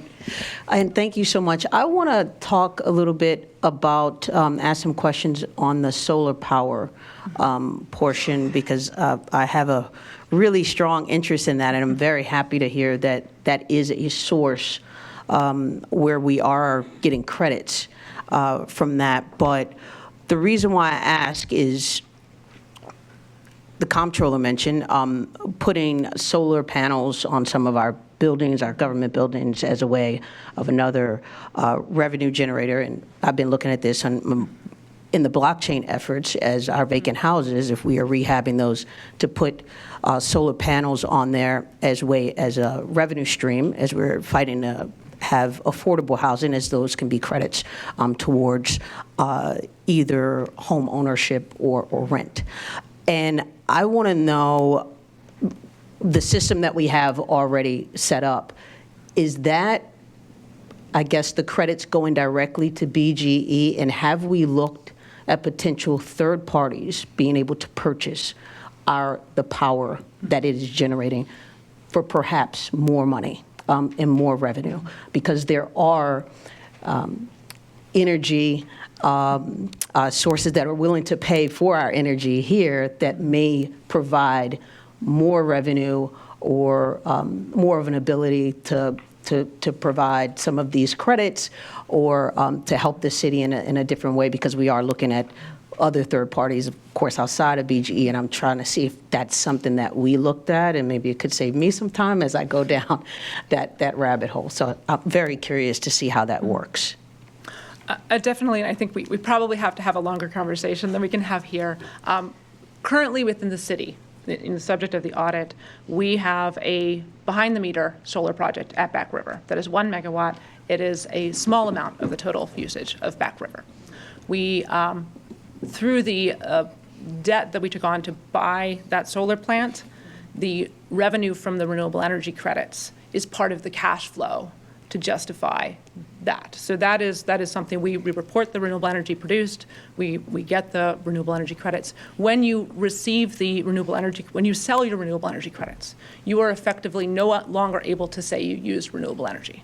That is now the ownership of the other entity. So that is a consideration that will have to go into that conversation for any plant that we might own. We also have the power purchase agreement out in Perryville. In that deal, the city did not retain the renewable energy credits. So the renewable energy credits are the ownership of the entity, and they presumably use them for financial benefit. We get the benefit of a cheaper utility cost for those sites. And also, because we did not retain the renewable energy credits, we cannot claim it is renewable energy towards any renewable energy goal. And lastly, through BRICPAC, we purchase renewable energy credits to comply with the Maryland Renewable Portfolio Standard. And in that case, we are purchasing them for that regulatory compliance piece. We did receive some technical assistance from Maryland Energy Administration, thank you, MEA, to look at some city buildings and some other vacant properties looking for solar potential. So we do have some data, which I'd love to talk more about. Yeah. You know, what we found. I think some of the difficulty in the vacant spaces is whether the roof can support the solar, and then that, you know, you're really talking in a solar deal 20, 25 years. So the ability to enter into a long agreement. And then the other advice we've given to some other agencies that have thought about this is, you know, we have to look at the value to the city in reducing our costs by installing solar and receiving the renewable energy credits ourselves or retaining them towards compliance goals, versus you can do a solar land lease where you lease the solar, and then there are some choices to make on what kind of arrangement you want. Do you just working straight with a private entity? Are you doing a community solar project where the subscribers might be residents? Typically in a community solar deal and some PPAs, the financial deal means that the owner of the system retains the RECs. So it's not necessarily a very solid revenue opportunity. But I think, you know, it would be worth a longer conversation about all those things, which I care very deeply about. Thank could you. talk for an hour. So. Thank you. Looking forward to following up with you. Thank you, Madam Solicitor. Hearing and Just have one. Madam City Administrator. Yep. So you mentioned partnering with the Maryland Energy Administration to look at city buildings. Did they come back with recommendations on city buildings that could potentially leverage solar? We do have a list of city buildings that there could be an opportunity on, and we're reassessing those models based on potential changes in tariffs and incentives. And then we are looking to create put out a procurement in order to bring on a vendor partner to work on it. Got it. Thank you. I appreciate it. I also do want to thank the auditor on this one. I think it is fair to say that the work that Josh's team did really got a lot of this conversation going. I know there'd been conversation beforehand, but this is why we do auditing in the city of Baltimore, and why we're able to, in many cases, reconcile complicated issues between the city and our utilities. So again, thank all involved, and we'll note this item for the board. Thank you. The next item is on the agenda is SB 2514101 from BBMR. This is a request to approve a carryover of unexpended appropriations from fiscal year 2025 to fiscal year 2026. On behalf of BBMR, we have Budget Director Laura Larson. Director Larson, the floor is yours. Good morning, Mr. Council President, Mr. Comptroller, members of the Honorable Board. I'm Laura Larson. I'm the city's budget director. I am here to bring before you what I think is the last item that you will need to act on for FY25. So I hope that you all share my excitement and passion over that. These, as the Council President mentioned in the title of this item, this action is to carry forward surplus funds that remained in at the end of FY25. If you'll recall, when I was before you 2 weeks ago to discuss the FY25 closeout supplementals, that's where we were asking the board to help deal with agencies that had ended the year with a general fund deficit. What we're doing here is we have reviewed the general fund agencies that ended the year with a surplus, and we've reviewed those surpluses and made a series of recommendations for where we need to carry forward appropriations into FY26 to deal with timing issues of various items that were included in last year's budget. Any agency that ended the year with an overall surplus was eligible to be considered for a carry forward appropriation.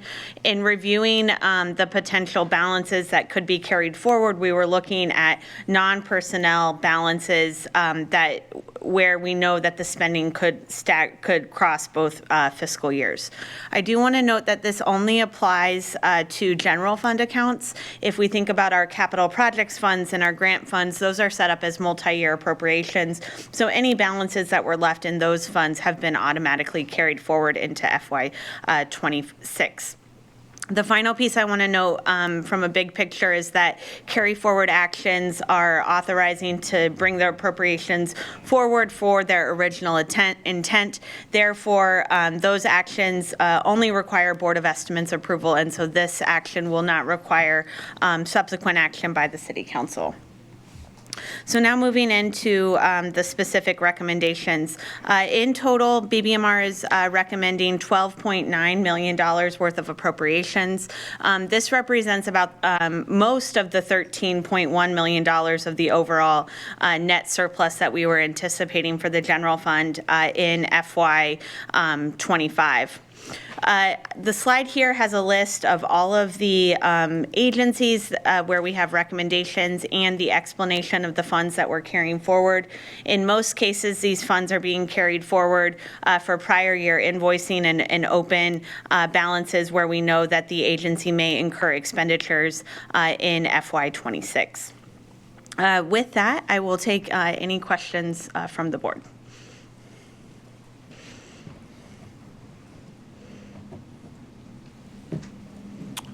Hearing and seeing none. My only question, Director Larson, was there surplus from 2025 that we did not carry over into 2026? What did we do with that extra surplus? Why do we not simply carry over all the surplus dollars from one year to the next?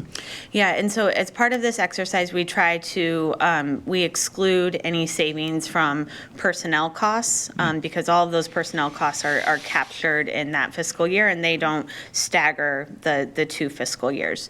The reason why we don't carry forward those funds over multiple years is to essentially avoid a snowball of appropriation where we would be carrying forward funds for recurring costs. What we have before you are truly timing issues in order to cover specific procurements, and they do not involve covering recurring costs within agency budgets.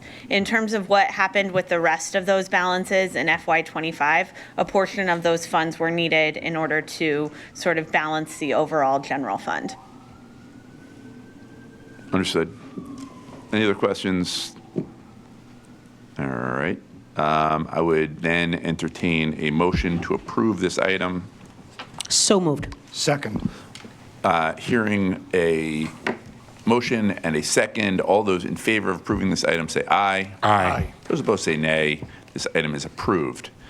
The final item on the non-routine agenda is SB 2513764 from the Bureau of Procurement on behalf of the Department of General Services. This is a request to approve an unauthorized procurement with Browns Entertainment, Inc. On behalf of DGS, we have Deputy Director Terrell Chesson. Deputy Director Chesson, the floor is yours.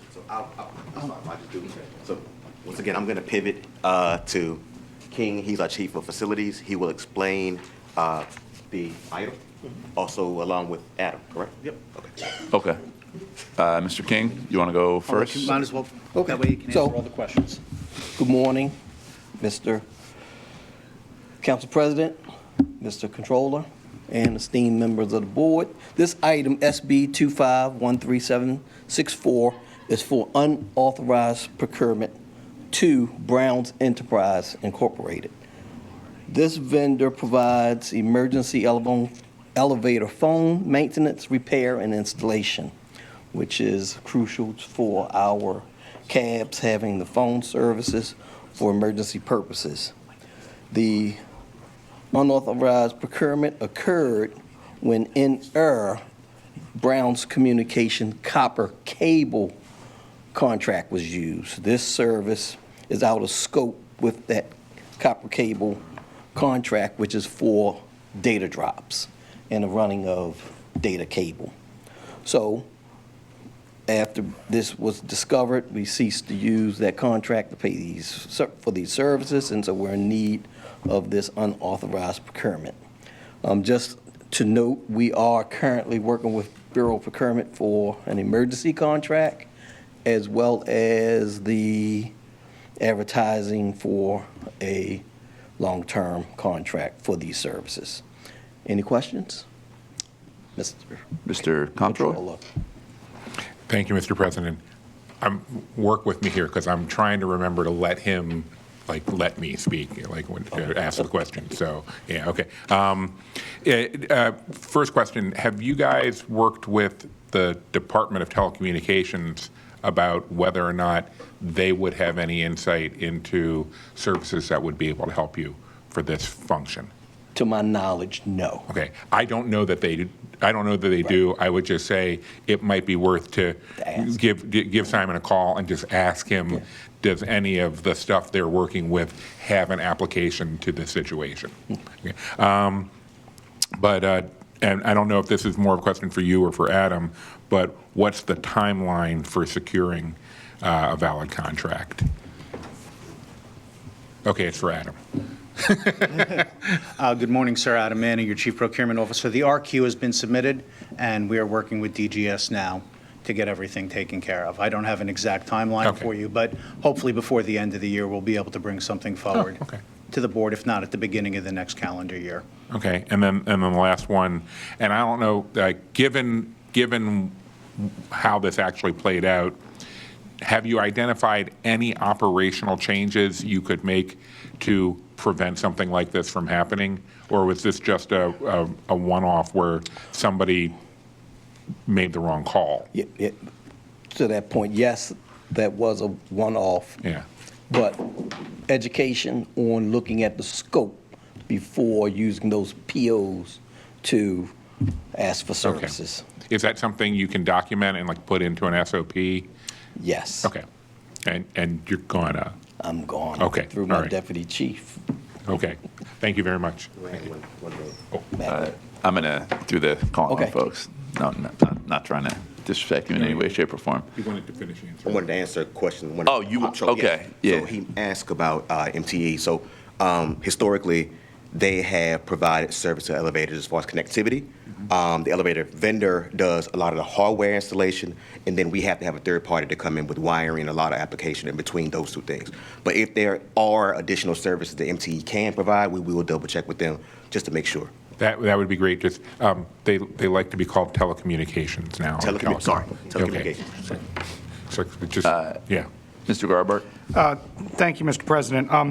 Question, so was there a contract or at least a budget item for this work and someone just used the wrong contract? It's more of just a... There was no contract. No contract, Right. okay. When we came out of COVID, and this was after my investigation, there was a JCI contract that ended.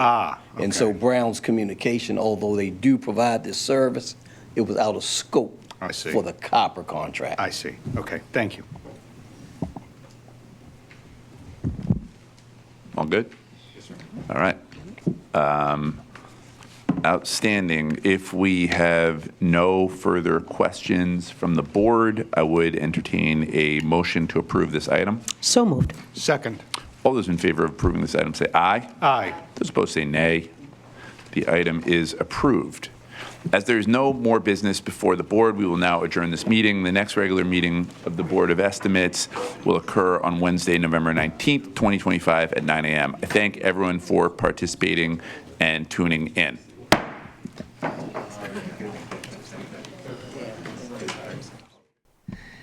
Good afternoon, TV 25. We're about ready to get started. Thank you.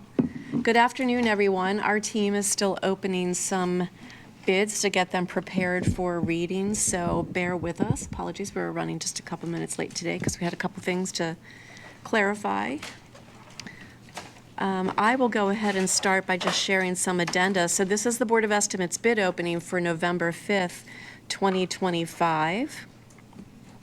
And we do have a few addenda to share. DPW has contract 1413RR. That might be a typo. Usually there's just one R. The contract name is Lake Montebello and Montebello Washwater Lake Dredging. This solicitation was scheduled to be open today, but has now been rescheduled for opening on December 3rd, 2025. And again, that was DPW 1413R, Lake Montebello and Montebello Washwater Lake Dredging. That bid will be opened on December 3rd, 2025.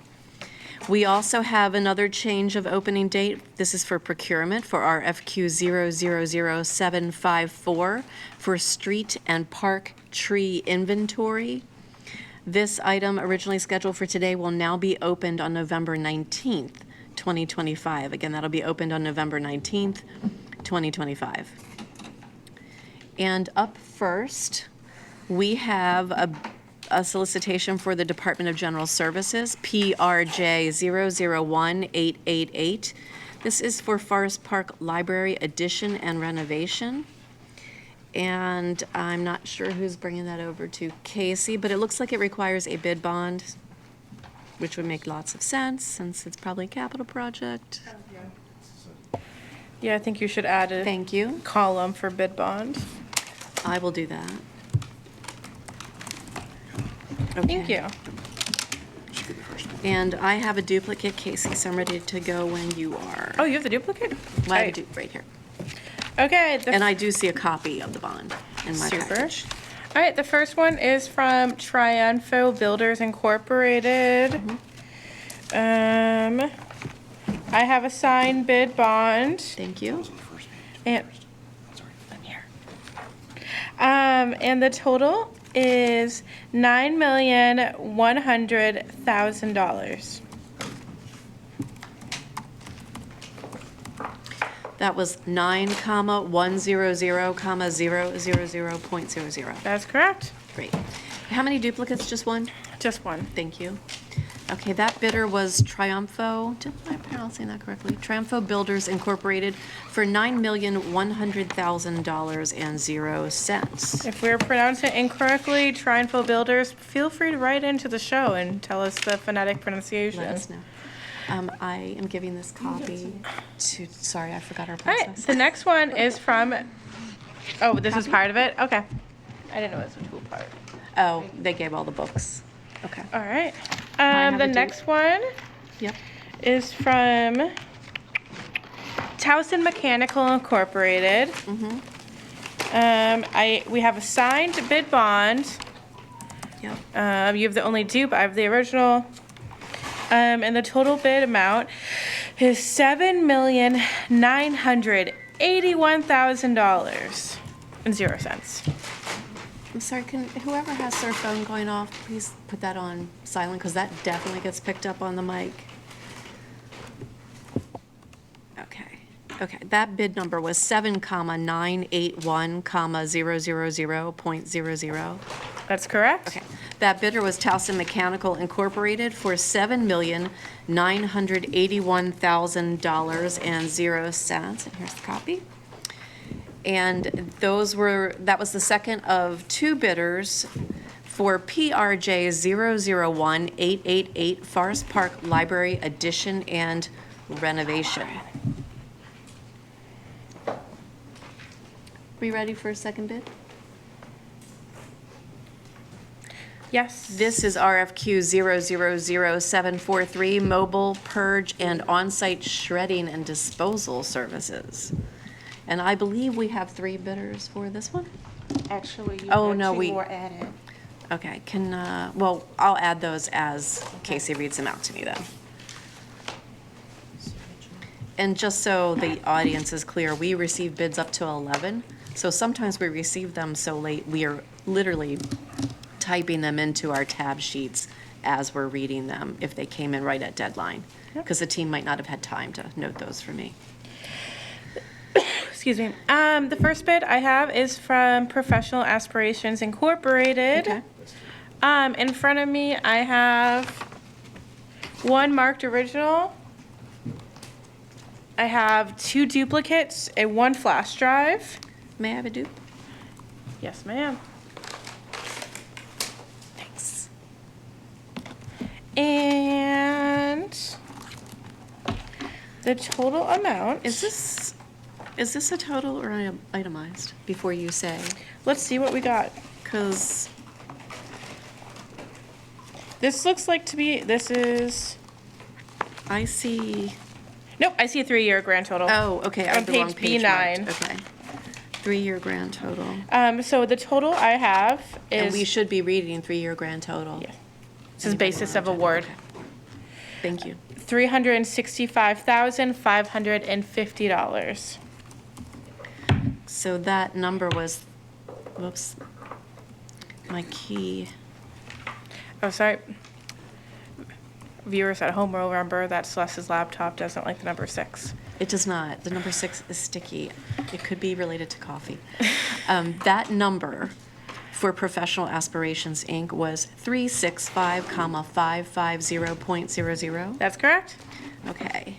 That bidder again was Professional Aspirations, Inc. for $365,550.00. Thanks, Jen. Great. Okay. And up next?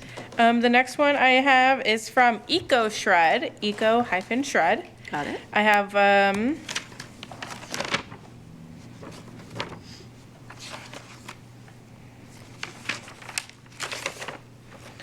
one original and looks like 1 duplicate. 1 dupe? Yeah. Flash drive? And 1 flash drive. I have the dupe. You may have the dupe. That's one, I think. That's a dupe too.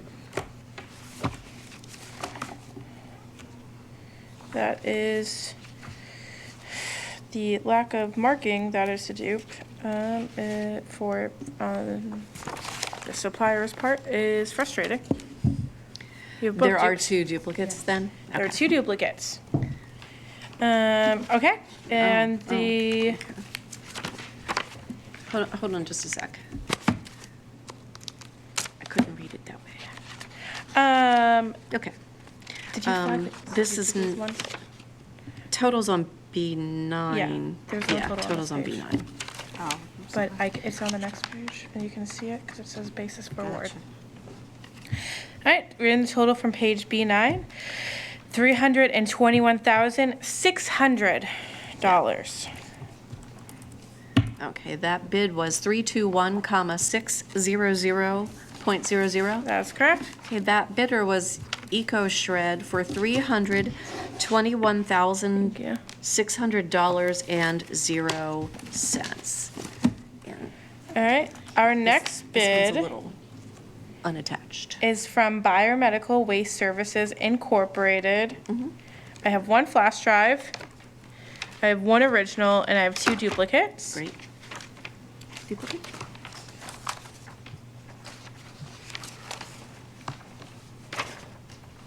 And the total, May I have a duplicate? oh, sorry. My brain's other places. I can't imagine why. The total award, basis for award. Just 1 second, sorry. Sorry, I wanted page to B9. flip to the page at the same time. Okay. Okay. Ready. $674,910.00. Okay, that number, sorry, my 6 is still not. Okay, that number was 674,910.00. Yep. Okay, that bidder was Biomedical Waste Services, Inc. for $674,910.00. And up next, The next is from Vital Records Control. Vital Records Control, Inc. or Co. or, I mean, does it actually matter for the tab sheet? Actually, that's the best Vital answer I Records got. Control. That's good. Yeah. Okay. Okay, I have one original, one USB, and 2 copies marked duplicate.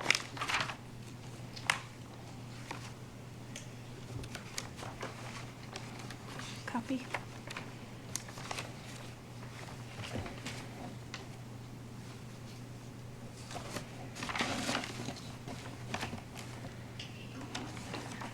Page B9. And they don't have a page B9. That's odd.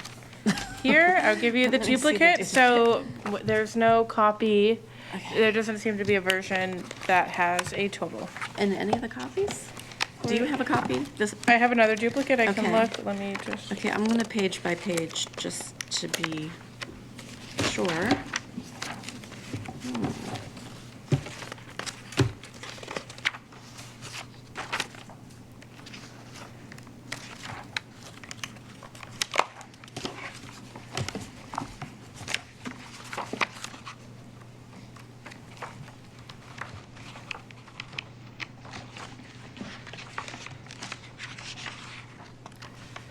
I see B5, B7. It's B9, not B8. Yeah, do you have, Nope. you Not don't any have of them. those pages? Nope. Okay. And not in the original, not in your copy, not in my copy? Correct. Okay. So we cannot provide a total for this bidder because we cannot locate one. And we will have to refer this to the agency for review.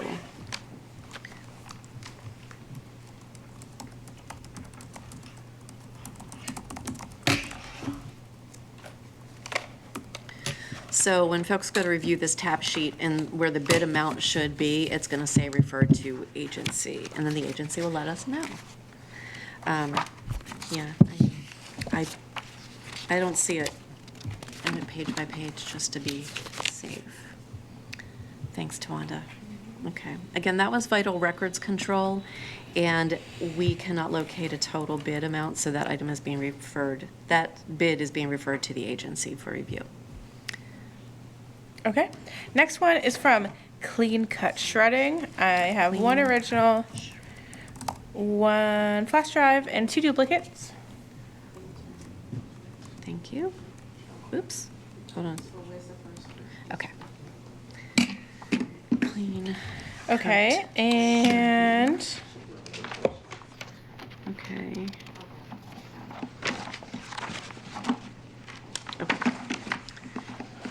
have The all the right total- pages. All right, I'm cool. ready. The total is $164,688. Did you say 80 or 88? 88. Okay. 164, comma, 688.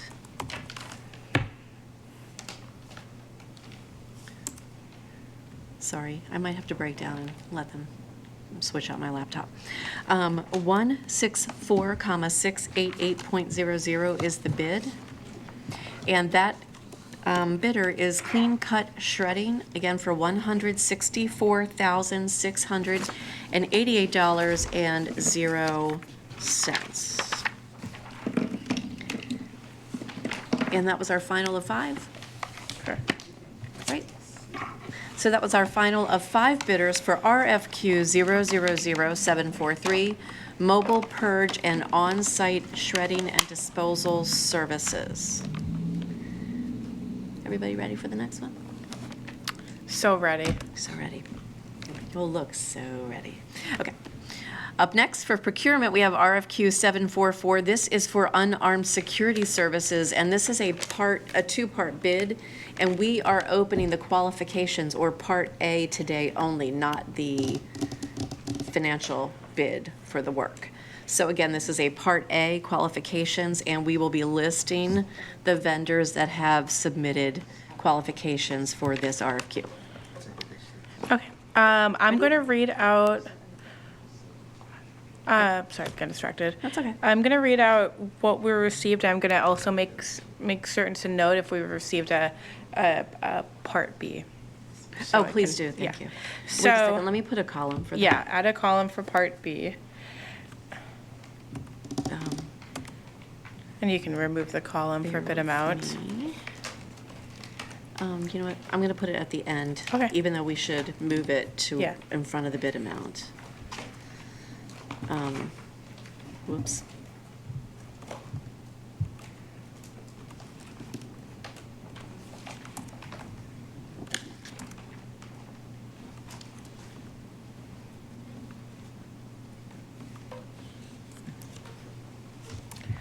We're changing the columns. These columns aren't what they should be for Part A because we're not announcing an amount. Okay. All right, I'm so sorry. There's one, it shouldn't be embedded. See, here it is. Yep. On this one. That's what we need to announce that we have. Okay. Okay, so the first bid we're opening is from Intercon Security. I have an original. I have, that's flash drive. Flash drive. It's very secure, so I can't almost see it, but. I have 3 duplicates. 3 dupes. And I have a Part B.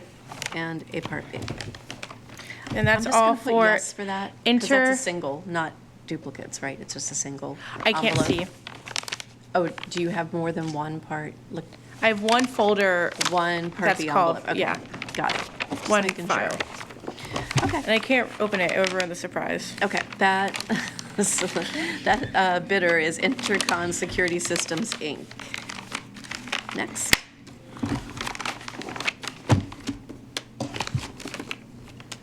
Hold on.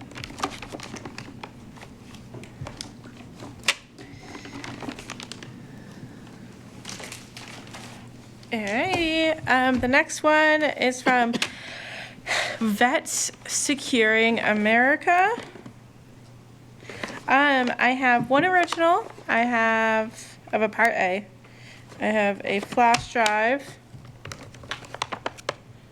I have 1, 2, 3 duplicates. And then I have one envelope marked Part B. Got it.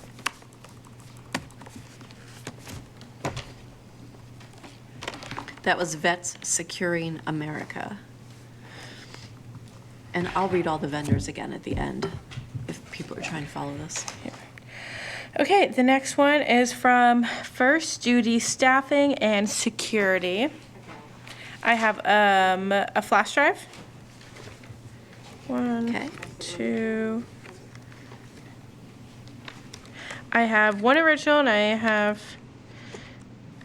3 duplicates. And I do not see a separate Part B. You want me to flip through? Yeah. This is it? Yeah. Oh, it looks like pricing's incorporated based on the table of contents. Not to read to the end of the book, but Okay. yeah, pricing Okay. is embedded inside of this, so it's not separated out. Okay, so we'll be referring all of this to the agency anyway. Yeah. Or does this one need to go to law first?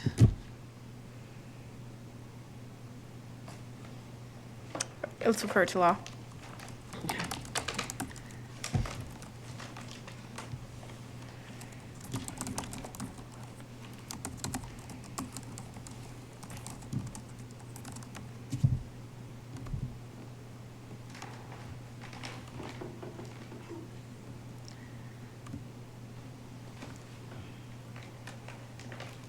Okay.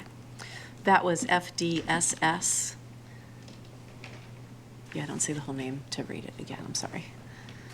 First duty, staffing, and security. Was that right there and I couldn't see it? Okay. That was first duty, staffing, and security. Up next. Up next, I have bids from Urban Development Solutions. I have a flash drive. And I have an original and 1, 2, 3 duplicates. I don't see a separate envelope. Let's.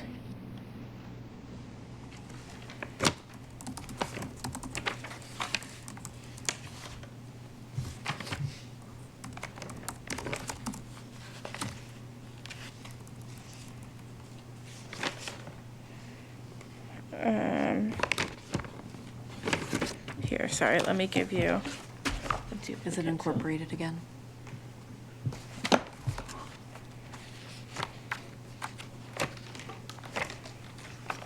I think it is.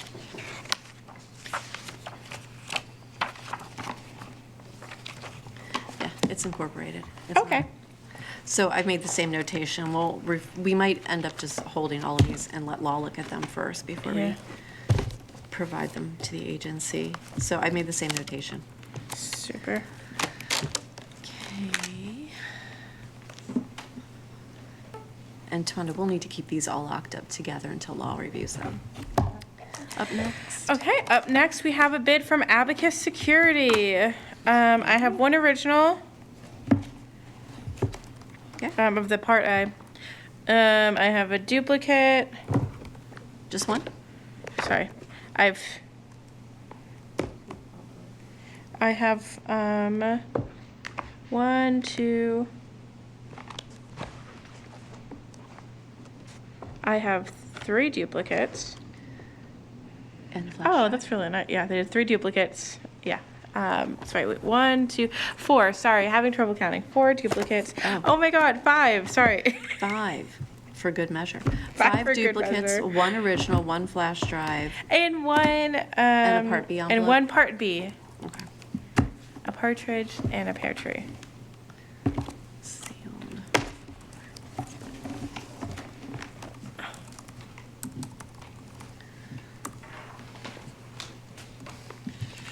Okay, that was Abacus Corporation. And up next? Up next, we have Allied Universal.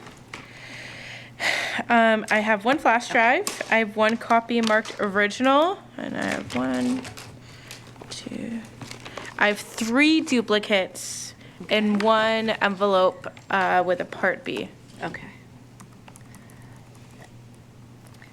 And that was Universal Protection Service LLC? No, doing that bus- was Allied Universal. Doing Oh, business as sorry. Allied Universal Security Services. I'm so sorry. Thank you for clarifying. It's okay. Both names count in their case. Great. I have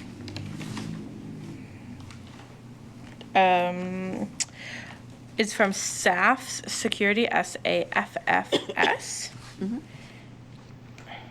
I have one.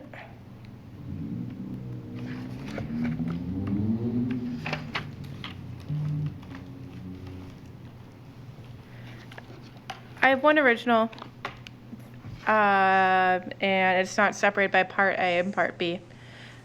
And the number. You're saying the pricing's The incorporated? pricing is incorporated. Got it. So I have one copy with pricing incorporated.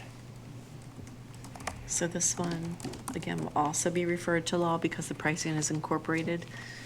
And how many dupes did you say? None. None.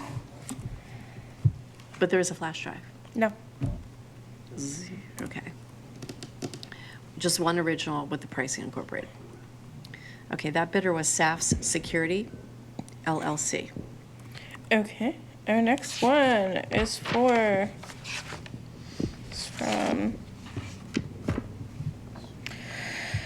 United Security Agency, LLC.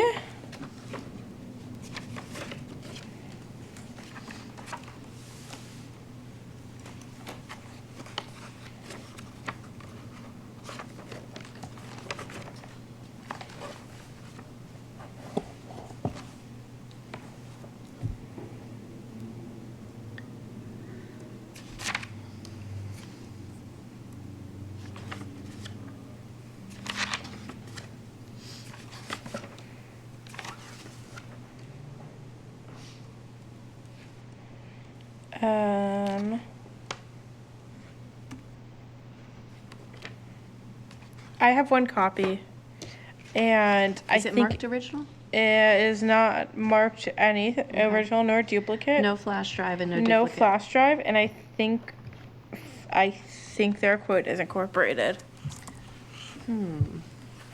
Okay. This one will also be referred to law since the Part B is not sealed. And that was United Security Agency, LLC. And up next? The next one's from Metropolitan Police Protection. I have. So I have two very similar names, right? That triggered me too. Metropolitan Police and Security Services? That's the one? Okay, and then I have Metropolitan Protective Services. This Inc. is Metropolitan Police Protection and Security Services, LLC. 1802 Bright Seat Road. Is that what you're looking at, Casey? I just want to be sure we read the right one.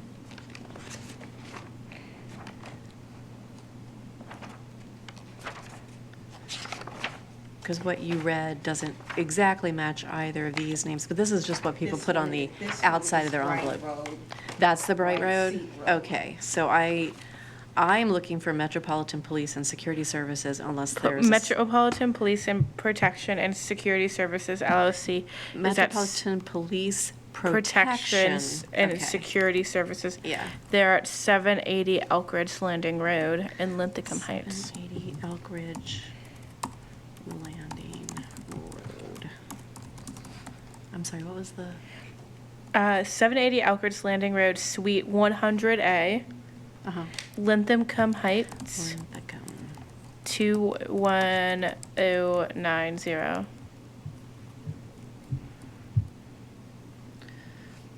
$21090? Yep. Okay. Got it. Okay. Just wanted to be sure. Okay, we have an original, we have two flash drives. 1, 2, we have 3 duplicates. Okay.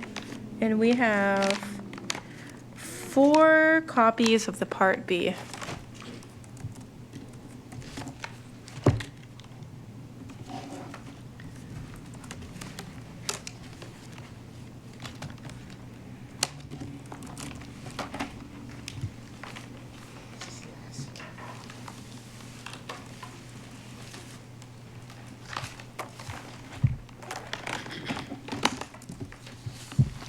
Okay. And then our last one, our last bidder is Metropolitan Protective Services, Inc. Yes. And that's the Bright Seat Road. Bright Seat. Yes. Road. Got it. We have one original. Okay. We have one.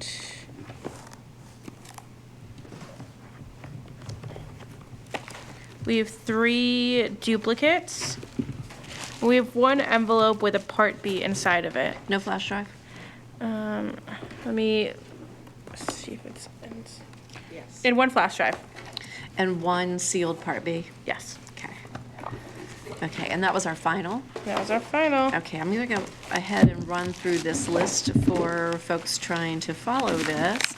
The bidders to RFQ 000744 Unarmed Security Services Part A are as follows: Intercon Security Systems, Inc., Vets Securing America, FDSS, Urban Development Solutions, Inc., Abacus Corporation, Universal Protection Service, LLC, doing business as Allied Universal Security Services, SAFS Security, LLC, United Security Agency, LLC, Metropolitan Police Protection and Security Services, and Metropolitan Protective Services, Inc. All of these folks have provided qualifications in response to this RFQ. A few of these bidders have also provided a sealed Part B envelope which contains pricing, and a few of these bidders have incorporated their pricing into the Part A and/or qualification response to this bid. And as a result of that difference, we are referring this entire bid first to law for review and then to the agency for final determination. So again, folks, that was RFQ 744, Unarmed Security Services. This was a Part A qualifications opening. And that was our final bid for today. Our next bid opening is November 19th, 2025. And thanks everyone for tuning in. Thanks, TV 25.